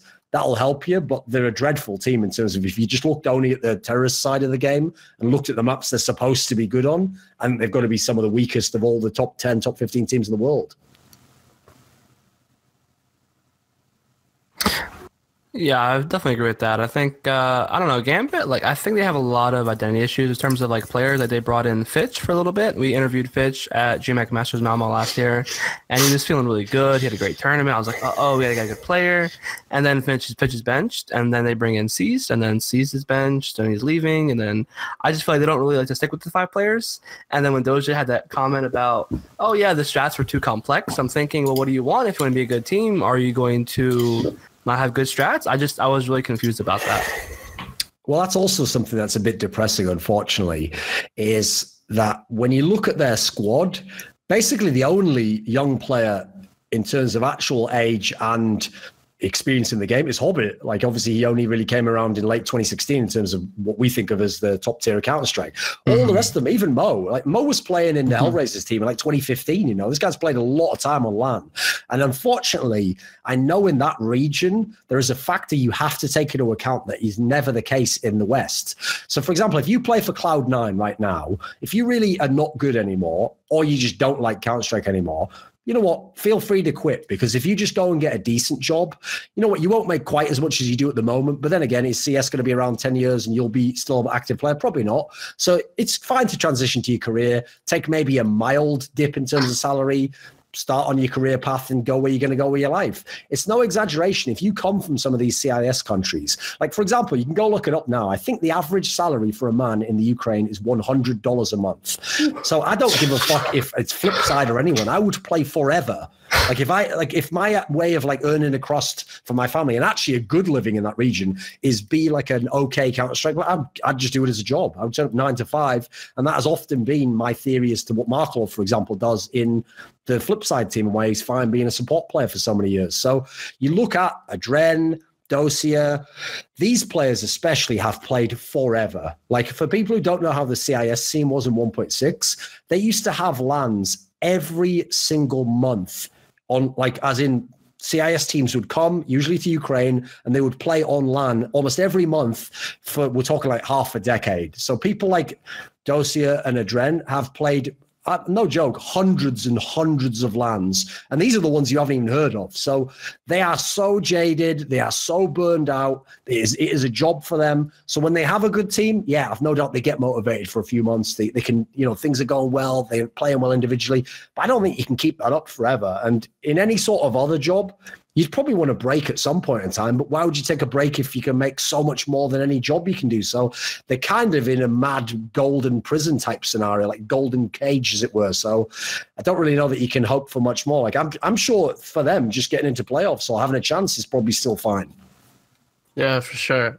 Moving away from Star Series, you didn't watch any of DreamHack, so I'll just mention a couple of things. The Space Soldiers won the event, which I found was really impressive. They played Rogue in the finals, which surprised everyone. Rogue knocked off Optic in the opening match. Space Soldiers, I think, lost the opening match and they had to beat Optic in the best of 3 to qualify for playoffs. In the finals, Calyx was my standout player. He was going off in that whole series, and Xantares on the last map was really good. I don't really get this. Like, I like the Space Soldiers team, but they have players to me that can op, but they don't have like a true dedicated opper, just kind of like Liquid. And with all that, the rumors and stuff going about how the org wanted to drop Engine and then they all protested, it's kind of just a mess. But it's a good win for Space Soldiers, in my opinion. It gives them some confidence going forward. They're just here's the thing. I like to watch them as well. They're a fun team to watch, definitely. More a best of one team, obviously, because their map pool is absolute ass. Yeah. And the fact that one map being removed is basically just crippled any chances they have of a real deep run in any tournament shows that they weren't that good a team. Then you've got to add in the style of play they have. Like, either I'm not seeing something or I don't think they really have any kind of real tactical system. It seems like they just have a couple of star aimers. They give them a lot of freedom. They play pretty loose around them. If they frag out, they can win those maps. Sometimes win maps they're not actually that good at either, but they can win by virtue of having fragging. And even then, those players are not going to frag out every game. So this LAN, this is a pretty weak field. I know we look at the names on Optic and we're like, hey, this could be potentially a really good team. It's their first big LAN. Second, I think. Is that right? Is that second? Yes, second. Yeah. It's a second, and also they've yet to show that despite the quality of the names that they are a top team, actually. They've been okay. So a little bit underwhelming in that sense, I guess. And yeah, unfortunately, as soon as you say they lost to Rogue, who's a bunch of washed-up players, and they then lost to Maptum in the final. It's like, come on, man, how good is this going to be for a tier 3 LAN? Yeah, I mean, I thought it was really interesting that Rogue, considering Rogue haven't been good online, and then they came in this event. They won the qualifier, fair enough, but I mean, it wasn't that many teams vying for it. And then they came in with Ricky. To be fair, he's a pretty good player, but I mean, you have Hiko on a team, Vice. These aren't players that are top-tier teams, and then they were in the finals against Space Soldiers, and they had a chance to. They actually should have won that, I think, in my opinion, but then that's pretty bad that I think in terms of storylines for Space Soldiers that barely went out against Rogue. It kind of happened the same thing at Westig when they should have beaten Fnatic and Space Soldiers lost, or they could have beaten Fnatic. And so they aren't very, I don't know, I just don't think they have a very convincing team in terms of being a good team. Whereas they lost to Optic 2, I think it was 2-1 or 2-0 they lost 2-0 at EPL on LAN. And then they beat them 2-1 here, and it was pretty close. Optic actually could have won that. But once again, Space Soldiers just eked it out, and it's just. And the semifinal run wasn't great. They beat Heroic 2-0, but Heroic have a stand-in Croman who's leaving, and they have Freiburg. That's a ton of good team, and then they beat Rogue 2-1. So, in terms of events, it really wasn't that great to watch. I guess it had some technical issues as well, but I don't understand. I mean, for Space Soldiers, obviously it's a good sign. I mean, they get paid for once, but I mean, I don't really see much hope for Space Soldiers going forward because they just don't have a good team in terms of compared to other teams. There's nothing about the team. They say, oh, they have a sick Inferno, or oh, they have a sick Dust too. They really aren't that great of a team. Stars carry them. There's a lot of negatives, unfortunately, to the squad. You even have to add in, I mean, based on some of the things I've seen, and this corroborates with what people have said behind the scenes, it sounds like the salary they get and the conditions are pretty fucking bad compared to any team comparable, So I definitely have sympathy for them in that sense. Then obviously there's the whole political situation, which means they will get declined visas and they will have times that it's not possible to even go to a tournament you might qualify for. So that's going to be rough as well. And then I think the final detail that probably a lot of people don't think about is since Major speaks French. He obviously was. I mean, I didn't even know he was from Turkey. I just knew him from the French 1.6 team. Mm-hmm. At any moment in time, he could get called up to come to a top French team, and then what are you going to have? You're just going to be back to just having some, some good individual players, but not a team really. Mm-hmm. Oh man, French scene. We had Anders last week. He said just stay out of the French scene at all costs, practically, because I mean the French scene's a mess. But we do see this new G2 lineup. Now they had Smiths in, and a lot of people were asking. One of the questions posed to us was, "How do you feel G2 will do at ECS?" And that's in a couple of days. We wrote a preview about it. How do you think that G2 with Smiths and Shocks, even though they have a little practice, do you think they'll be a good team at ECS?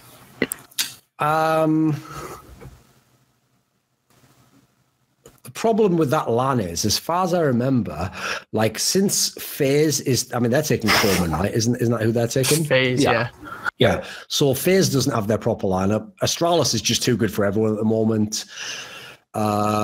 Who's the other European team there? Fnatic. And is it confirmed that they use Exist? I don't know if that's actually. I'm pretty sure. Yeah. Because I'd heard some rumor that they were going to have to use a standing, but if they take Exist, okay, I think that actually makes them a bit weaker. NA teams, okay, there's Liquid, NRG, Cloud9, Luminosity, Cloud9. Cloud9, yeah. So this isn't that sick a field, really, actually. There's a bunch of factors there that you could see. I don't think it'd be ridiculous for them to finish top 4 at that tournament. It's doable. The issue for me is, like, this is a team where I feel like you need to give them that full 3 or 4 lands before you'll know if they're going to be really good. Because the first premise that you're going on is you want to have a fabulous tactical team, because that's why you've got Existence. That's why presumably you're letting Smiths play in the team. And it's also, I think, actually one of the reasons why they allowed Body to be the 5th player, because they think that he's kind of paid his dues and he's done some of the tough spots. And with Smiths there, he's not going to have to be like a pure support. So they're banking on having like a really solid tactical foundation, and then the 2 massive guns of Kenny S and Shocks. So the issue is, okay, Kenny S and Shocks could definitely do a lot for you in terms of fragging, but if you're going for that tactical style, like the one of the real issues here is Existence isn't someone who, like a Carrigan, who just picks up a new lineup and tomorrow they're just doing amazing shit. He's got to have time to work on his maps, to work on the system. So I think it's unrealistic to expect big things, but just the fact that the tournament itself has got stand-ins and some of the weaker teams, I think it is plausible that they just shock the world. No one's seen this team play before, and they could have a top 4, but I don't think they're going to be winning the tournament. Yeah, one factor as well is that they're in a pretty easy group. Like they got FaZe, NRG, and Luminosity. Like Luminosity is a free of a winners. In that case, they probably should make top 4, I guess. Yeah, LG is a free of a winners you're gonna get, and then you pretty much just have to beat NRG, so that should be pretty doable. But like another factor as well is like both Shocks, Smith, and Existence, like they've not played competitively for like at least a few months, and in Smith's case, like a year. So he's probably not going to be that good straight away. I will say this, like, first of all, Shocks he's up there with Forrest as like one of these like absurdly talented people who just doesn't need to play the game and they can just do all the shit they want to do. So I don't really worry about him. Despite not being in a team, Existence is one of those players who just plays every single day of his life. Even when he was in fucking LDLC, he was still putting in all the practice and streaming. And so, like, I assume he'll be at a decent level. I think Smiths is the obvious one that, I mean, it's almost certain he shouldn't be at that great a level, and especially because he hasn't played competitive Counter-Strike in a pretty long time now. So I don't even know necessarily where he's going to fit in the mix of that. And then you add in, he's a fucking Mardy cunt, and he's easily an emotional individual who I could see complain, it's my first land back, I am not quite keeping the level, like, So yeah, I could definitely see there being some problems there. But then again, it's the first line. I don't think they'll be expected to do much from the org. I think they'll just the first line you just kind of throw it at the wall and see what happens. Oh yeah, for sure. I think do you think G2 would have been better without Smiths and say something like Apex or MBK, or do you think that Shocks would be too unhappy and it wouldn't work well? Well, that's the factor you notice no one else bothers thinking about. What's hilarious is there's been a lot of people in the history of Counter-Strike where their main criticism of me and Lurpus most famously is like, don't you understand? Counter-Strike's a team game and it's about team personalities and, you know, how people play with each other. And then they go ahead and just say stuff like, remove Sticko, include all the aim stars in a mouse. Also, why are you putting Smiths in a team? Oh, you mean that player that Shocks has famously needed to play with because when he loses motivation and doesn't like his teammates, he just stops playing the game. No, let's just ignore all that and say, sorry, Shocks, today you're a fucking robot, mate, and you don't do any of the things you've done your entire career where you leave teams after 6 months. No, apparently now today you're just going to play fine with this, yes, clear upgrade as a player, but who you don't like as a person or want to play with and have had arguments with. So on that level, yeah, I'm with you on as much as the theory is, which do you want? Do you want the upgrade as a player, or do you want probably to keep Shocks happy, who then potentially could become, no joke, the best player in the world? So I kind of see why they went with the Smiths one. I think it works in both regards. You keep Shocks happy. He's played with all of them. And crucially, he's been Existence's right-hand man for a lot of his career. I mean, I know for CSGO fans, they won't think so because they only remember after the first shuffle, but he had a long tenure with Existence. So I can see why they went for the gamble there. For me, the gamble was body, actually, because I actually think you want one of Smith's or body. I don't really see why they want both. I would have personally, I think instead of the body spot, I think you can go many directions. Yeah, you can have NBK would be a great pick. Apex could do a lot. RPK is pretty good. Obviously, has his own history with them. If you really want to go nuts, you could go for Scream. That's probably not advisable in terms of he can seemingly only play one style of play. So, yeah, I do think that those players would have been upgrades, but there are pretty good sort of political reasons as to why you wouldn't do it. And actually, the benefit of having Smiths to keep Shocks happy is probably an underrated factor, to be fair. All right, so to touch on another lineup that made roster changes, NIP have added Lecro to replace Draken in a move that kind of surprised a lot of people. And I would kind of say that it surprised me as well, because like, even though Draken has been in quite bad form lately, I will say that he was still one of those players where when NIP needed a win, he could like be the X factor that would come out and just play out of his mind and get those crazy kills to give them a win. So in that sense, it's kind of a weird move. But then on the other hand, you don't really want Draken as your kind of main star player because he isn't very reliable. But then again, neither is Lecro, so I don't really know if this I mean, really I will solves say anything. outright So what do you that think I am about actually it? really biased against Draken. Like, I don't ever think he was that good a player. And so part of the issue is, I think if you're going to have him in a team, he probably does have to be one of the star players. It didn't really look like I think NIP might have given him a little bit of a chance like that when they first got him in the lineup, but I think they quickly went away from that. And I think, unfortunately, in their team, I don't really buy the idea that Get Right and Forest have actually accepted that we're going to be like not the focal point of the offense. So I think he was always the odd man out in terms of all the last 2 or 3 lineups they've had. It always felt like it was the other 4 and they were trying to do whatever threat or Peter told them. And then you just had Draken over here. And part of the reason why he was somewhat a missing piece, as in he wasn't there, is that unfortunately that style of play is not at all consistent. And I actually, one of the reasons I'm biased against him is I despise those style of AWPers, especially when they're primary AWPers. Like, it's one thing, like, okay, this is one of the reasons why back in the day, I actually really disliked Naf as a player when in like the early Optic days and before, is because he would try to AWP way too much when he just wasn't good enough consistency-wise to be a primary AWPer. Now, funnily enough, not only did he improve as an AWPer, but now he only does it as a hybrid anyway. He doesn't do it on all the maps and all the sides. So if anything, he's sort of like perfected that style. What I hate is when you have that primary AWPer who, like, so we'll go through currently, it's Draken and Mertz are the most ridiculous examples of this. In the old Nico sports, it was Chris J. What you do is you have a player who has like super fast flick style of play and just repeats a corner 50 times, as opposed to the traditional style of primary AWPer is you just hold the angle on the corner, you try to hit your first shot, then you decide tactically whether you repeat into the angle or you just hit your first shot and you can kill the next guy anyway. That's a style you can build a team around. You can have that guy as your best player. You can drop that guy an AWP around knowing he'll get a kill. You can save an AWP knowing it'll be more valuable to have him than a force spy. With someone like Draken, I don't think, or Mertz or Chris J in the old days, I don't think it's even actually economically viable to keep fucking saving AWPs for them. I think you're wasting your time when you do that. I think sometimes you'd be better off not doing that. And in fact, actually, I think you punish your own economy more. So I think these are players who either should accept NAF style, that I'm a hybrid AWPer and I can do it sometimes, or they just can't be on a top team. And so for NIP, He could just about make it because Nip wasn't a top team. I think that was probably what saved his arse. But if they have aspirations to be a top 5 team in the world, they're probably not going to do it with Drake, and I think that's pretty reasonable to assume.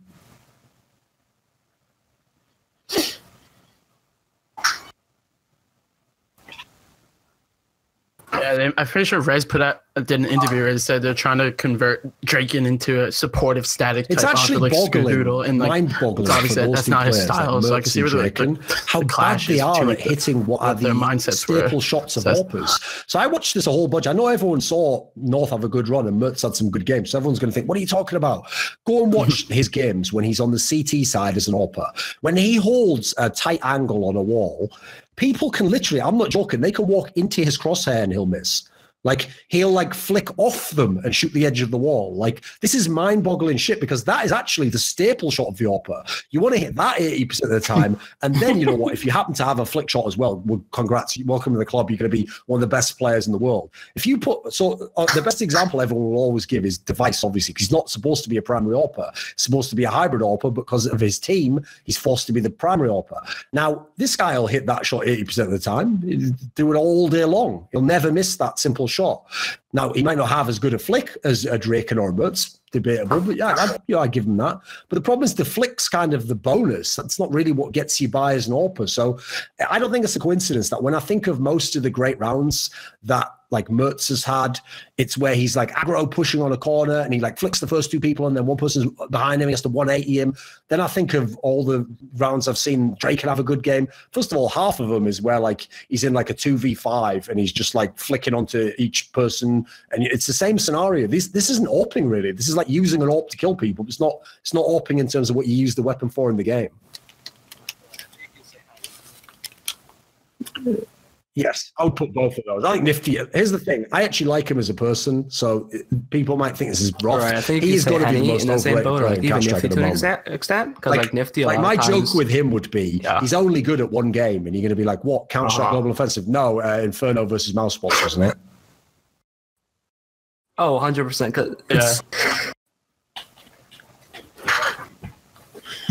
Listen, that game was nuts, and fair play to him. That's a solid few months. He got 50 kills, but the first half, he really wasn't his that game, which is like, how did he get to 50? And I was like, what? It's understandable why he's the in-game leader. Wow. I don't think, like, everyone who's saying, get in-game leader and make him your AWPer, like, mate, that will be the death knell of that team. Like, if anything, he's doing a pretty good job. I mean, you notice in every interview, he gives props to Fallen. Yeah, he's trying to do Fallen type shit, and in fact, his game, when you consider it's all about flick shots, it somewhat can mirror Fallen. It's obviously not as good as Fallen in either respect, but I think if anything, he's playing the right role for himself. But yeah, as an AWPer, he shouldn't be on anyone's top 10 AWPer list.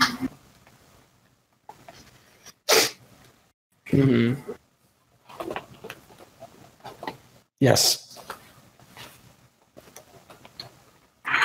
For sure. I mean, I guess maybe NA, you could say that is cute though that you said Henny, because the thing is, I don't actually consider him a professional player. That's just an issue with the region, I guess. So, but I mean, you have to be on a team, you have to be in matches. But one AWPer from NA has been in free agency recently. That'd be JDM. In the old days. And so good old days.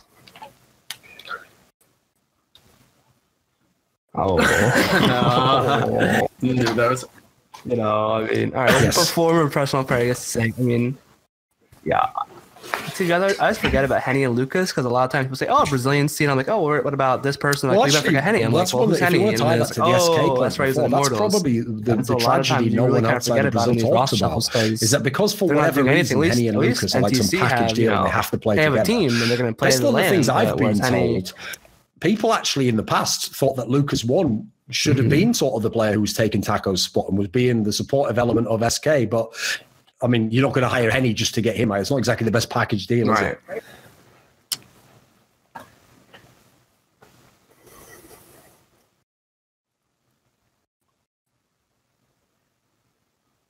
Yes. No, not at all. Unfortunately, because I mean, Henny's he's an alright AWPer, but it's just like you can't have that mindset or personality on a team like SK because they're more, I guess, cerebral in a way, as cerebral as Brazilian sounders I can get. But Lucas would be a good fit, I guess, for SK, especially now with Bolt or whoever you replace, Dewey. But unfortunately, I guess Henny's kind of a trade-off, a bad trade-off you can't really have. But JDM recently he's a free agent. He wants to come back to CS. He's been grinding, streaming every night. He's been playing FPL. He's getting tilting and raging, of course, as usual. Do you think that a team like Cloud9 will put him on, or a team like maybe? I can't name any other distinct NA teams that might take JDM besides Cloud9, but do you think he'll get a shot, either NA or maybe even abroad, or do you think his time's up? I do think he can get a shot, especially because a detail I myself didn't know, because I don't know every team. I'm not someone who just talks to tons of people. A lot of the things I say actually, like some of them are based on when I know players that I have insight info. Some of them are just I read between the lines and use my own experience, speculation, hopefully informed speculation. So in his particular case, though, I actually think, first of all, it's almost certain he'll get on the team. He's still got a big name. I actually think he's still a pretty decent player. He's definitely not a top player. He's not a star as he looked like he might one day be, but he's a good player. And also, what I recently found out was I am absolutely astonished by how much teams like Splice, NRG actually make in salary. Like, put it this way, these teams make more than Mouse Sports. So as a result, if there's that sort of money in NA in any context, for sure, there's a team that might not even be that good that could pick this guy up and give him a living wage. So I do think his problem is he's pretty old compared to the rest of the NA scene. So it's like, you kind of know what you're buying if you get him. He's not going to have some massive growth. I do think if you put him with the right team, though, he could be a good player. Definitely better than he was in Liquid. I think he's definitely the odd man out there.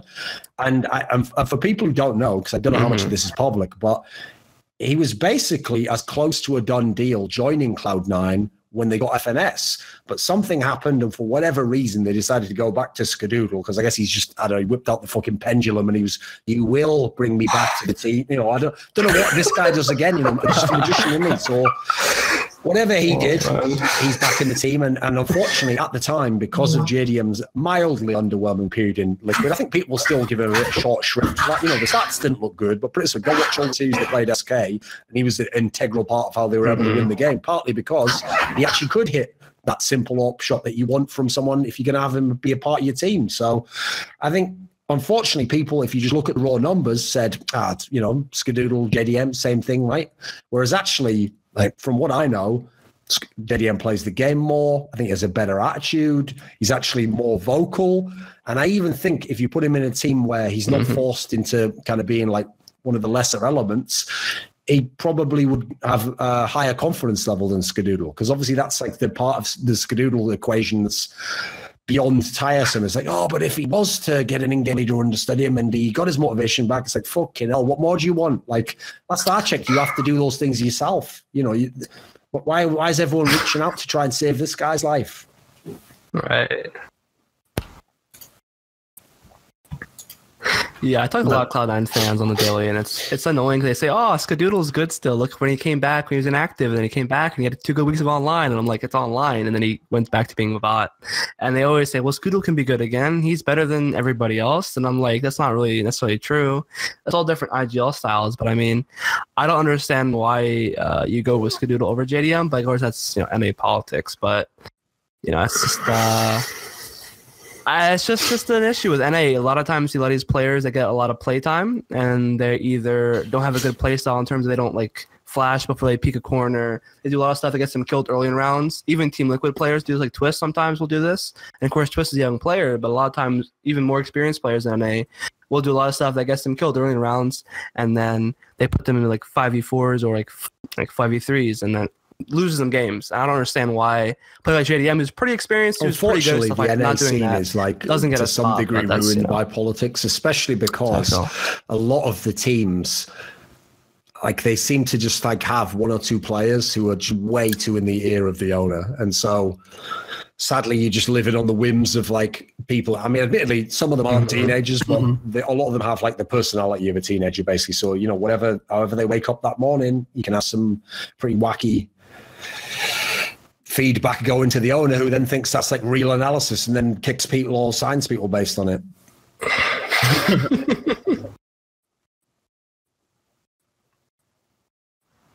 Yeah, I mean, in terms of that, it looks like Immortals have made The the right move in signing a general manager, which no other team really has for some reason. I actually asked him about that, and unfortunately, it sounds like that, like basically, so if you hear general manager and you know American sports, you think, yeah, like it's the guy who does the trades and decides who's on the team. Apparently, he means general manager in like the more literal sense of like he's just going to be some sort of like a manager or like related to business or something. And I think, as far as I know, he's not actually going to literally get to dictate the team and like, you know, make a dynasty out of Immortals or whatever, sadly, because I agree. If that had been the case, that would be a very interesting prospect.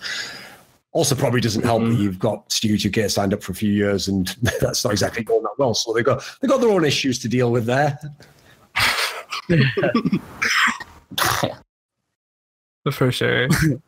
It's not a great one, is it? Right. That's the part that people don't realize. I didn't know it myself, actually. In fact, when I first saw the move, again, just trying to speculate into the vacuum with like informed analysis, I thought to myself, right, this makes sense actually. What's happened is you couldn't get Simple, you couldn't get Flamey, so you've said, right, we've got 3 or 4 months till our contracts are up. Let's give Stewie 2K 3 or 4 months sort of trial period. If it doesn't work out, don't have to sign him when we go to Immortals anyway. Well, what I was wrong about is he's contracted to Immortals, so Stewie 2K is there when you get there. He's like the furniture when you arrive, like he's just there, mate. Oh, that's disgusting. I mean, it's an issue, I think, with esports. Like, none of these these contracts really open. Like, whereas baseball and any other like American sport, you know what the details are practically, or how much money it is, and it's transparent. So fans can't really be too mad if they understand what the deals are. So they can say, "Oh, you dropped this player because he's dead weight," or "He trade him here." But in esports, it's like, "Oh, well, we think he's here, or think he's there." You don't know who owns the contract, and it's a big issue, I think, in terms of like, I guess, the longevity of, like, you know, a lot of these fans get mad and they'll say, well, why aren't you dropping Stewie 2K? Why aren't you dropping this person? Because they had 2 bad lands. And it's like, well, you see, you don't understand the whole thing behind the scenes. It's even worse for the Stewie 2K example, because actually it throws him under the bus. Like, now everyone's going to judge him like he's just any other player. Right. And they're going to say, like, if you keep him, what, you really think this is working? Or they're going to say, like, oh, why is he not playing? Well, I mean, when you consider he's one of the highest buyouts of all time and that he's got a big contract. And obviously, you know, you hope when you make these contracts, you hope for the best. You hope he plays amazing and he integrates in the team. So, yeah, you're giving him great salary, all the rest of it. In this scenario, since you don't know that, you're going to have a type of pressure that probably is a bit unfair, actually, because in this scenario, he logically should be the hardest asset to move from your team, because especially when he's not at a peak level at the moment, which isn't all his fault, certainly, how are you going to get value? Like, you're going to pay a massive buyout and then just sell him for what, half as much to someone else? Because put it this way, if I'm Cloud9 and you say, do you want to get back? Yeah, sure, for half the money. Like, you know, why would I give you all the money back? I've got that money. Like, I'd trick you out with that. Yeah, and now you also got this whole situation where apparently SK Gaming are having issues with giving the players the boot camp spots and all that stuff. So because they're basically on Immortals already, but that's like a whole different conflict of interest now. But it's funny, isn't it, how the team that complain the most on Twitter always seem to leave their orgs in sort of an acrimonious set of circumstances. And yet, you know what? It's still never their fault. It turns out that literally everyone is just abusing the fact that apparently they're Brazilian. Apparently that's like a key factor. I didn't know myself, but we're all in this massive conspiracy. It's sort of like the Illuminati. And our only rule is that at all costs, we have to fuck over everyone who's Brazilian. That's the only rule. It's only a rule, for sure. But so we had some questions from some of the fans on Twitter, etc., about they want to give to you. So we had a few we picked out. I'm just going to ask you guys now at the towards the podcast. All right. So the first one was from one of our own writers, actually, God Pancakes. He says, Thorin, what advice would you give someone who is trying to get into esports journalism? I think there's probably 2 pieces of advice that make sense, because the real issue is you can't really give anyone like a very concrete tip, because everyone's skill set's going to be different and what they like's different, you know. So I don't really know that there's like a basic playbook.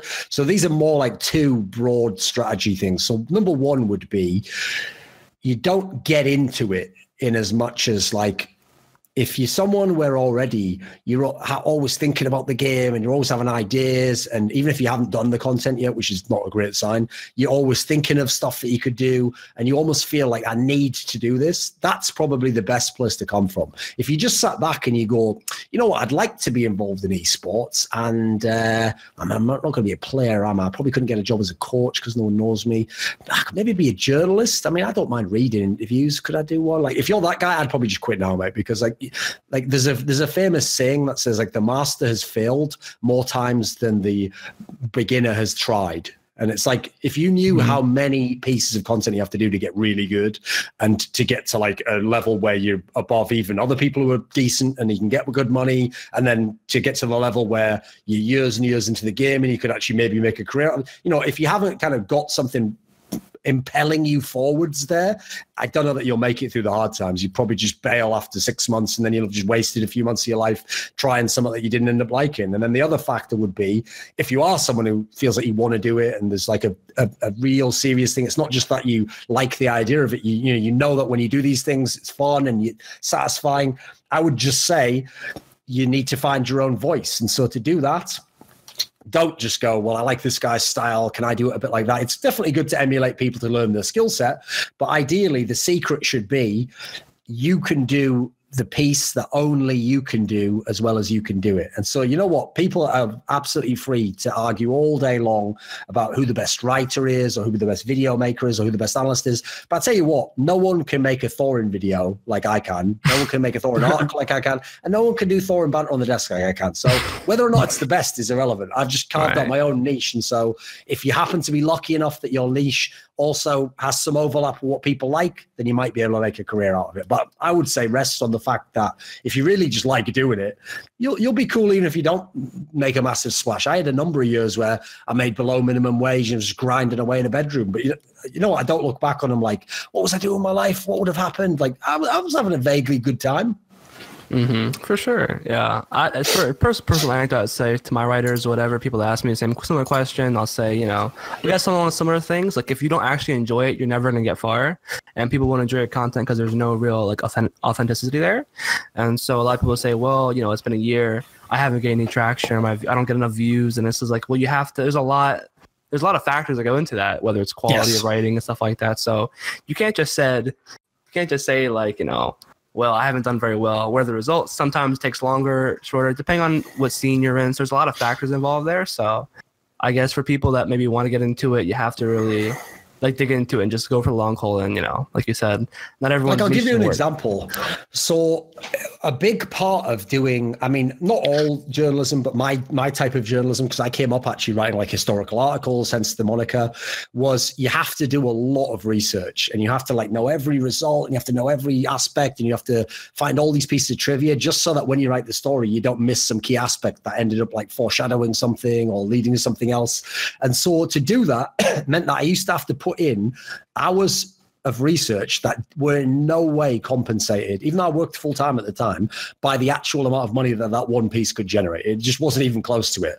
So in terms of an actual like job, it was massively inefficient. But what happened was I actually really enjoyed doing that research. And so the story I'll give you here is, obviously I still do it to this day, but because I enjoy doing that research so much, I kind of got my own style of how to do it. So you get up I mean, nowadays you can use all these Wikipedias. We didn't used to have them back in the day, so I had to use some memory, some searching on websites. But we have all these wikis now.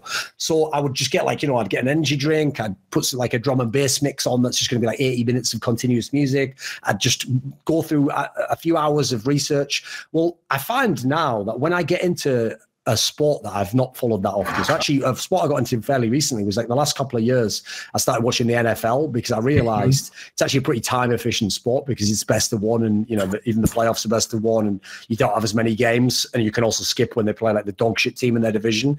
So it's a pretty time efficient sport as opposed to, you know, like hockey, which is like, I have a hard time keeping up with that in the regular season. It's too many games. Well, when I started getting into it, I must have spent, no joke, probably over 100 hours just going through all the Wikipedias and all the like Pro Football Reference and looking at old games and stuff. Now, I'm never going to actually make a single dollar doing that. In fact, I'm not even that massive an NFL fan, you know, but because I actually do legitimately enjoy that aspect of my job, I even enjoy doing that sort of in a way, you're wasting my time, because it's not wasting time to me. So yeah, if it feels like wasting time to you, I mean, if you can make it, props, you're a legend, but I don't know how you're going to do it, because I'm cheating. Like, it's like, there's a great Kobe Bryant story he gave where he said that for a lot of people, studying film, practicing, that's like having to eat your vegetables. You know, you don't want to do it, but you have to. He said his scenario was like, he enjoys the vegetables.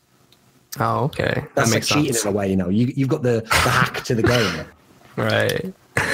So another question we had was from Alan Links. He's a coach in the UK. He says, in terms of peak level of play, of which he's consistently showing right now, where does Simple stack up for you against other esports greats, including Flash, Faker, Cypher, Forest, etc.? Yeah, the tough part about this is that when you actually judge how great a player is, it should be on factors like, what is their daily performance level like? What are they like in all types of matches? And so that definitely includes, how good are you in majors? How good are you in the finals of tournaments? How good are you in the final of majors? You know, these are all steps on the competitive ladder. The problem is, the reason I've set it up like this is too many people, it's a problem of human beings. When you want an answer, the quickest way to cheat and get an answer is remove as many factors as possible. In fact, get down to one factor and then just say, right, well, there we go. I've solved it, right? Look, I've got a number here. This guy has 7. People do this all the time in the NBA. Why is Michael Jordan the best player ever? Well, he has 6 rings and the other player doesn't. You know, like that's, it's a terrible argument, but it's a way to reduce it down to a very simple factor and say 6 is bigger than 5, so this player is better. Now, if you get a little bit more nuanced, you might say, well, how did the person play in the most important game? You know what? That's another good factor to consider. But my problem is, too many people then say, right, we'll just take that factor. So, for example, one of the reasons why I actually thought people were always very unfair to Peyton Manning is, if you just look at every single game he ever played, this guy's one of the best players to ever play any sport. But you know what? Yeah, in a lot of playoff scenarios, he did have a dip in his form. That doesn't erase how amazing he was in the regular season. And meanwhile, there are some players who are fantastic in playoff scenarios who didn't have the body work in the regular season. So what I'm getting at here is, Simple has passed almost every test. Like, I think if you add last year, where I think people actually underrated his level, I thought he was a lot better than some of the players who topped some of the lists last year, Rain, Fallen. I think he was still phenomenal last year. Yes, he's gone to a higher level end of last year to this year. So in terms of like day-to-day level, it's unbelievable. I think he already might be the best player ever, especially if you add then the years before, which now seem like a prelude to it, which is what was ridiculous. Carrying Team Liquid when he was on Flip Side, then when he got obviously to the beginning of Na'Vi. So a fabulous, fabulous player. His problem is, if you want to talk about the best player ever, all the other best players have that amazing level. Now, admittedly, in CS, they might not have as high a level as Simple does. Sure, you've got the Neos of the world. They could certainly make an argument for that with the longevity. I think in CSGO, he's probably had the highest long, like super high level streak already. His problem is all the other people on the list, Flash, Faker, Neo, they did all get to major finals. They did all win majors. Now, yes, they had different team circumstances. We can argue that part of it. That would be a very valid argument. But the problem is they kind of have the complete package. And for Simple, he kind of needs to... he doesn't necessarily have to win a major. If he's so exceptional, but his team is never good enough, we'll give him a break maybe. But I do feel like you probably have to round out the resume. You probably need to get to a final and play amazing and lose like a Guardian did. You probably need to maybe win a major or plenty more trophies. And so as much as there are extenuating circumstances, there aren't really when you're talking about like the 5 best people to ever play a computer game ever, you know. Some of those people are so exceptional. So for people who haven't seen Flash or Cypher and Quake, etc., or Faker in League of Legends, these aren't just like, oh, he was the best player or he was the best player this year. These are people where it's like, they like transcend the game. That's why they can actually be compared against each other. They're not just the best League of Legends player. They're like the best League of Legends player, and you can spend 10 hours arguing who's number 2. Doesn't matter. They're not close to who this person was, you know. Right, for sure. So would you compare, say, someone like say NBA, like Charles Barkley, someone who was really good but never really won anything per se, or like maybe a better comparison if it were like an NBA comparison? Well, the problem is in this particular scenario, like first of all, that's a tough one because I actually rate Charles Barkley a lot higher than most other people do. Right. So I think in that sense, too many people focus on the part that, yeah, he didn't win anything, whereas they don't realize, like there was a few years in the late 80s, early 90s, where it was largely he didn't have the right general manager and didn't have the right team, basically. So he just couldn't have won. Like the best he could have done was basically like an Eastern Conference final. So in that sense, I would say Simple's pretty comparable, because actually there was a time when Charles Barkley was absurd as an offensive player. So in that sense, yeah, there's the comparison. But the tough part about it is, in most sports I've seen, if you're as good as like Simple is now, you just sort of eventually are going to find your way to a team that's good enough that you can win. So you probably will win in the end. Like even the examples we gave before, like I gave Peyton Manning, we did win some Super Bowls. It's not like he never won. So that's why it's tough, because esports is kind of in a weird scenario. Like think about it for this example. Imagine if you had all different languages in the NFL, and each division was like a different region. And so, you know what, you can't just go from AFC North or whatever to someone in the NFC in a different division, because, you know, they speak a different language, they have a different culture. Maybe they can't even buy you. That would radically change a lot of people's careers. You know, you'd have a lot of amazing players who never won the Super Bowl.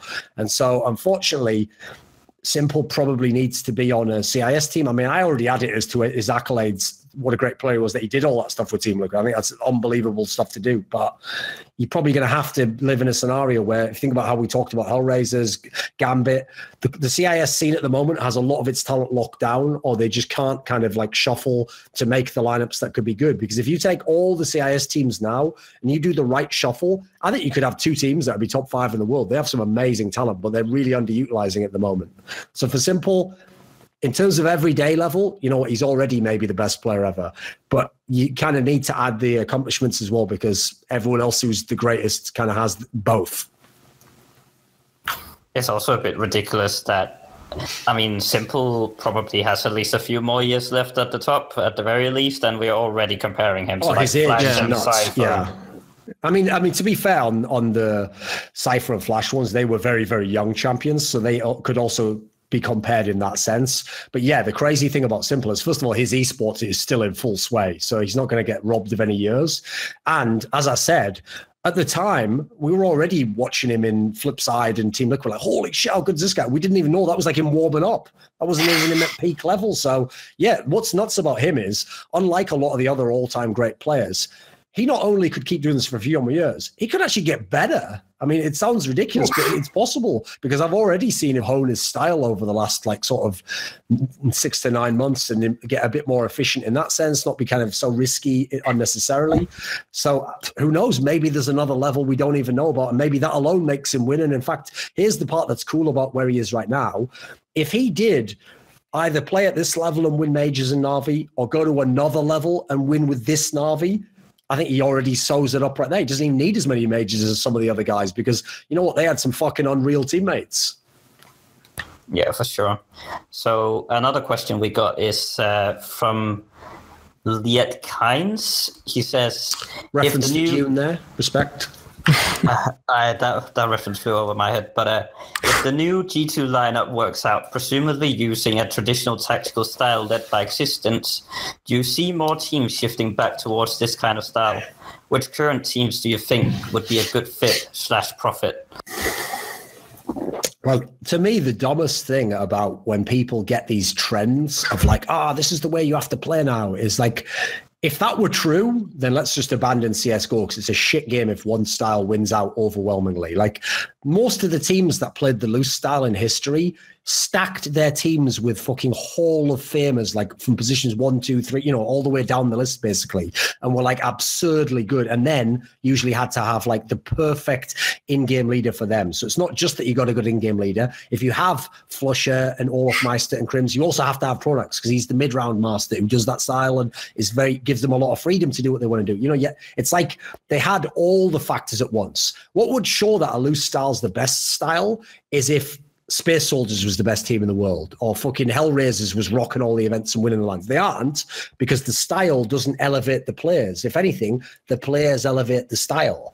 Now, if you look at a tactical style, the reason why people like some of the MSL lineups of the past have been very good, even though they didn't always have the best players or even one of the best players, is because actually I think the style elevated the team, elevated the players, and made them more than they would be otherwise, which is the benefit of tactics, because you can create a 2-on-1 scenario, and unless it's simple, it doesn't matter who the one person is, he's going to die. He's going to either get traded or killed outright. So that's why that style will always be viable. But just as with the loose style, you could have the right in-game leader and the right players, you've got to have it for the tactical style. So firstly, I think the tactical style was always viable. It's just that Counter-Strike's a bit like stuff like the NBA. It's a copycat league. People just do whatever they think the top team's doing. So if the top team is Fnatic, or if the top team is a looser SK, or the top team is FaZe, people are going to stack their teams like that.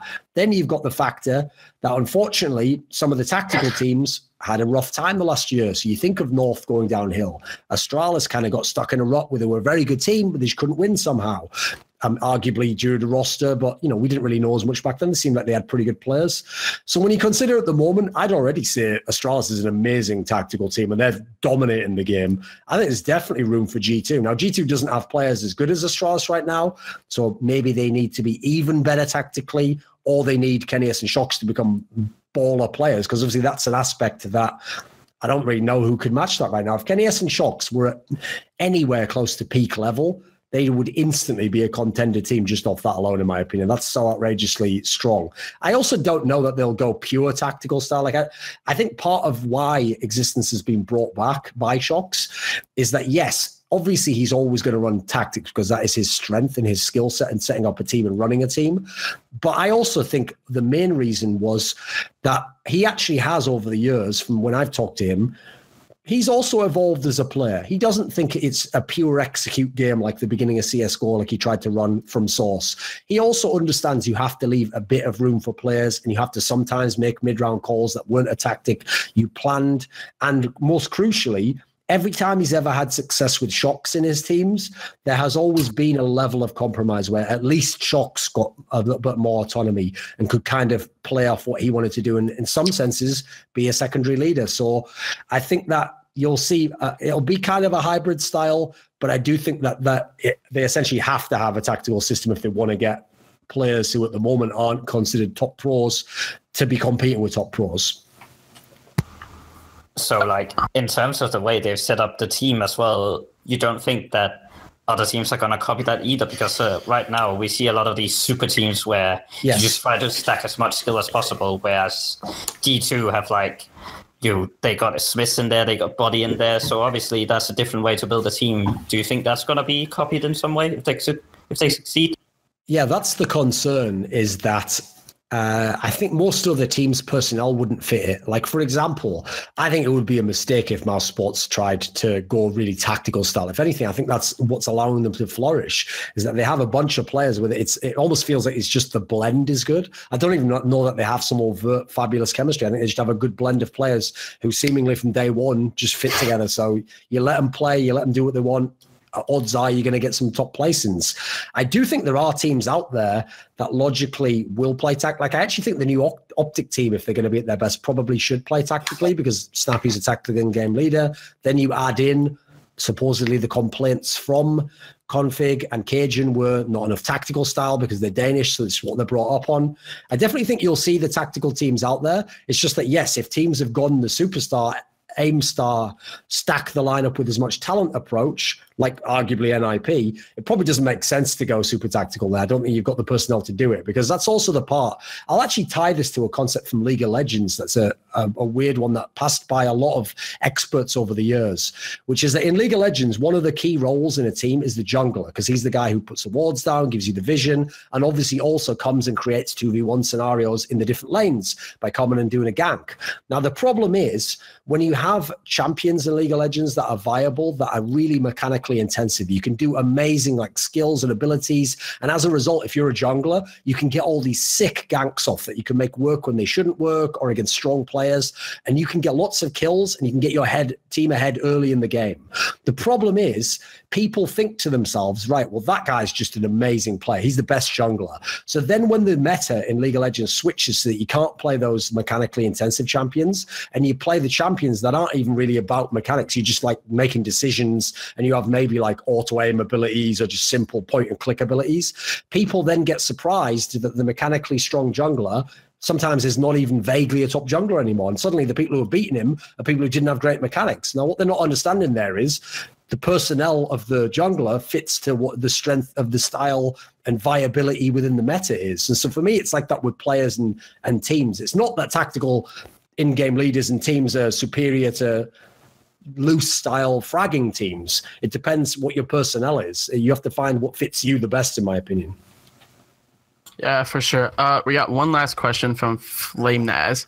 With the expansion of CSGO in the East, from the perfect world Chinese CSGO release to even Western orgs such as Optic investing into the Indian market, do you think there's still potential for CSGO to exceed its current status, challenging League of Legends or Dota in peak viewership as an esport title, or do you think it's bound to be in its current place with only marginally increasing or decreasing?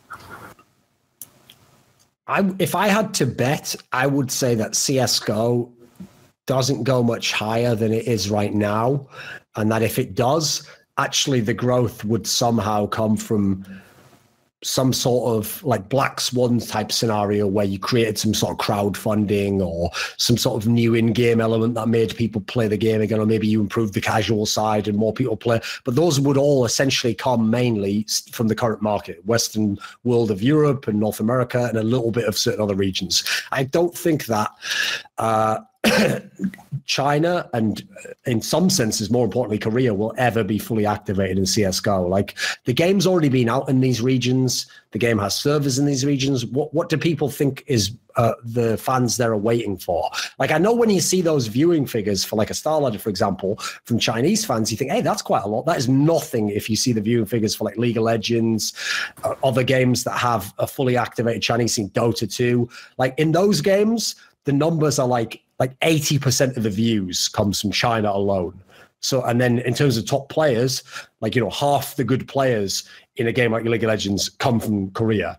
And so these are regions that it is vital to activate if you want to be the biggest esport in all respects. And unfortunately, Counter-Strike has not only failed to so far, but there's sort of nothing to suggest that overnight these regions are going to get activated because they've already got the servers, they've already had the marketing push, they've already got the marketing partners. For whatever reason, they just doesn't seem like they're going to be games that become part of it. If I had to guess, I've always thought that it was the lack of the free-to-play element that probably handicapped those games, because from the times I've spent in Korea, I lived there for about a year and a half, and from knowing people within the Chinese scene, most gamers who are the casual gamers just go to a PC cafe, and what you pay for is the hour in the PC cafe. You don't buy the games. You just pay for the hour in the PC cafe, and you play whatever game is on the machine. So if Counter-Strike isn't on the machine, Counter-Strike doesn't exist for you. That's a good point. I mean, I guess in China is like it's the key one, because like you look at NBA, even it has 50 million viewers for like compared to 20 million viewers in America. It has 50 million just in China, and it's just like China's a big market for anything. Even the Kentucky Derby, which is like you think horse racing, that's really Southern American. It had like I think 100 million viewers in China, and it's just like that's crazy. But I think China is definitely the big market you have to unlock. In Korea, of course, as well in terms of culture. And we had some good Chinese. Well, we've had like Tai Lu, but other than that, there hasn't been like a team where it's like, oh, I want to be like this. I think they're really cool. So I feel like CSGO really missed the mark with China. And you mentioned free to play. That's a good point. But that's a really big issue, I think, for Counter-Strike's growth. I mean, I definitely don't like have the answers for that one. You know, I don't think anyone does, unfortunately. And if you look at the way big esports games works, like there's an element that no one can really plan. Like you can't look back and say Riot Games were geniuses and knew what they were doing. You know, they just took a different approach. It turns out their approach ended up being one of the better ones. I mean, there's areas in which it's not actually that great, but in terms of the overall numbers, you can't really argue with it. For me, it's kind of like trying to make something go viral or become a social phenomenon. You can't really do it. You know, you can put good ideas out there and you can try and craft it and steer it a little bit, but a lot of that stuff is like a snowball effect. You know, like one of the big problems with a lot of games is that actually how I think games like Fortnite got huge. Is it's not like they did the best marketing or anything or even have the best game. What happens is the way you get a game that is massive is instead of the person who sees the advert or knows about the game already playing it, he tells his friend who tells their friend who gets their other friend to play. Like that's like 3 or 4 levels deep where you're not even directly touching or affecting those people, but they're getting influenced by the social element of it. And, you know, as much as you might try to create that, I think as we've seen with YouTube videos and campaigns, etc., there's an element of luck with it. Certainly people are hard to predict. For sure. And so with that question, that concludes the episode for today. Thank you to Thorin for coming on the podcast. And for all listeners out there, you can find the podcast on wherever you enjoy podcasts. Thank you for stopping by and hope you enjoyed time.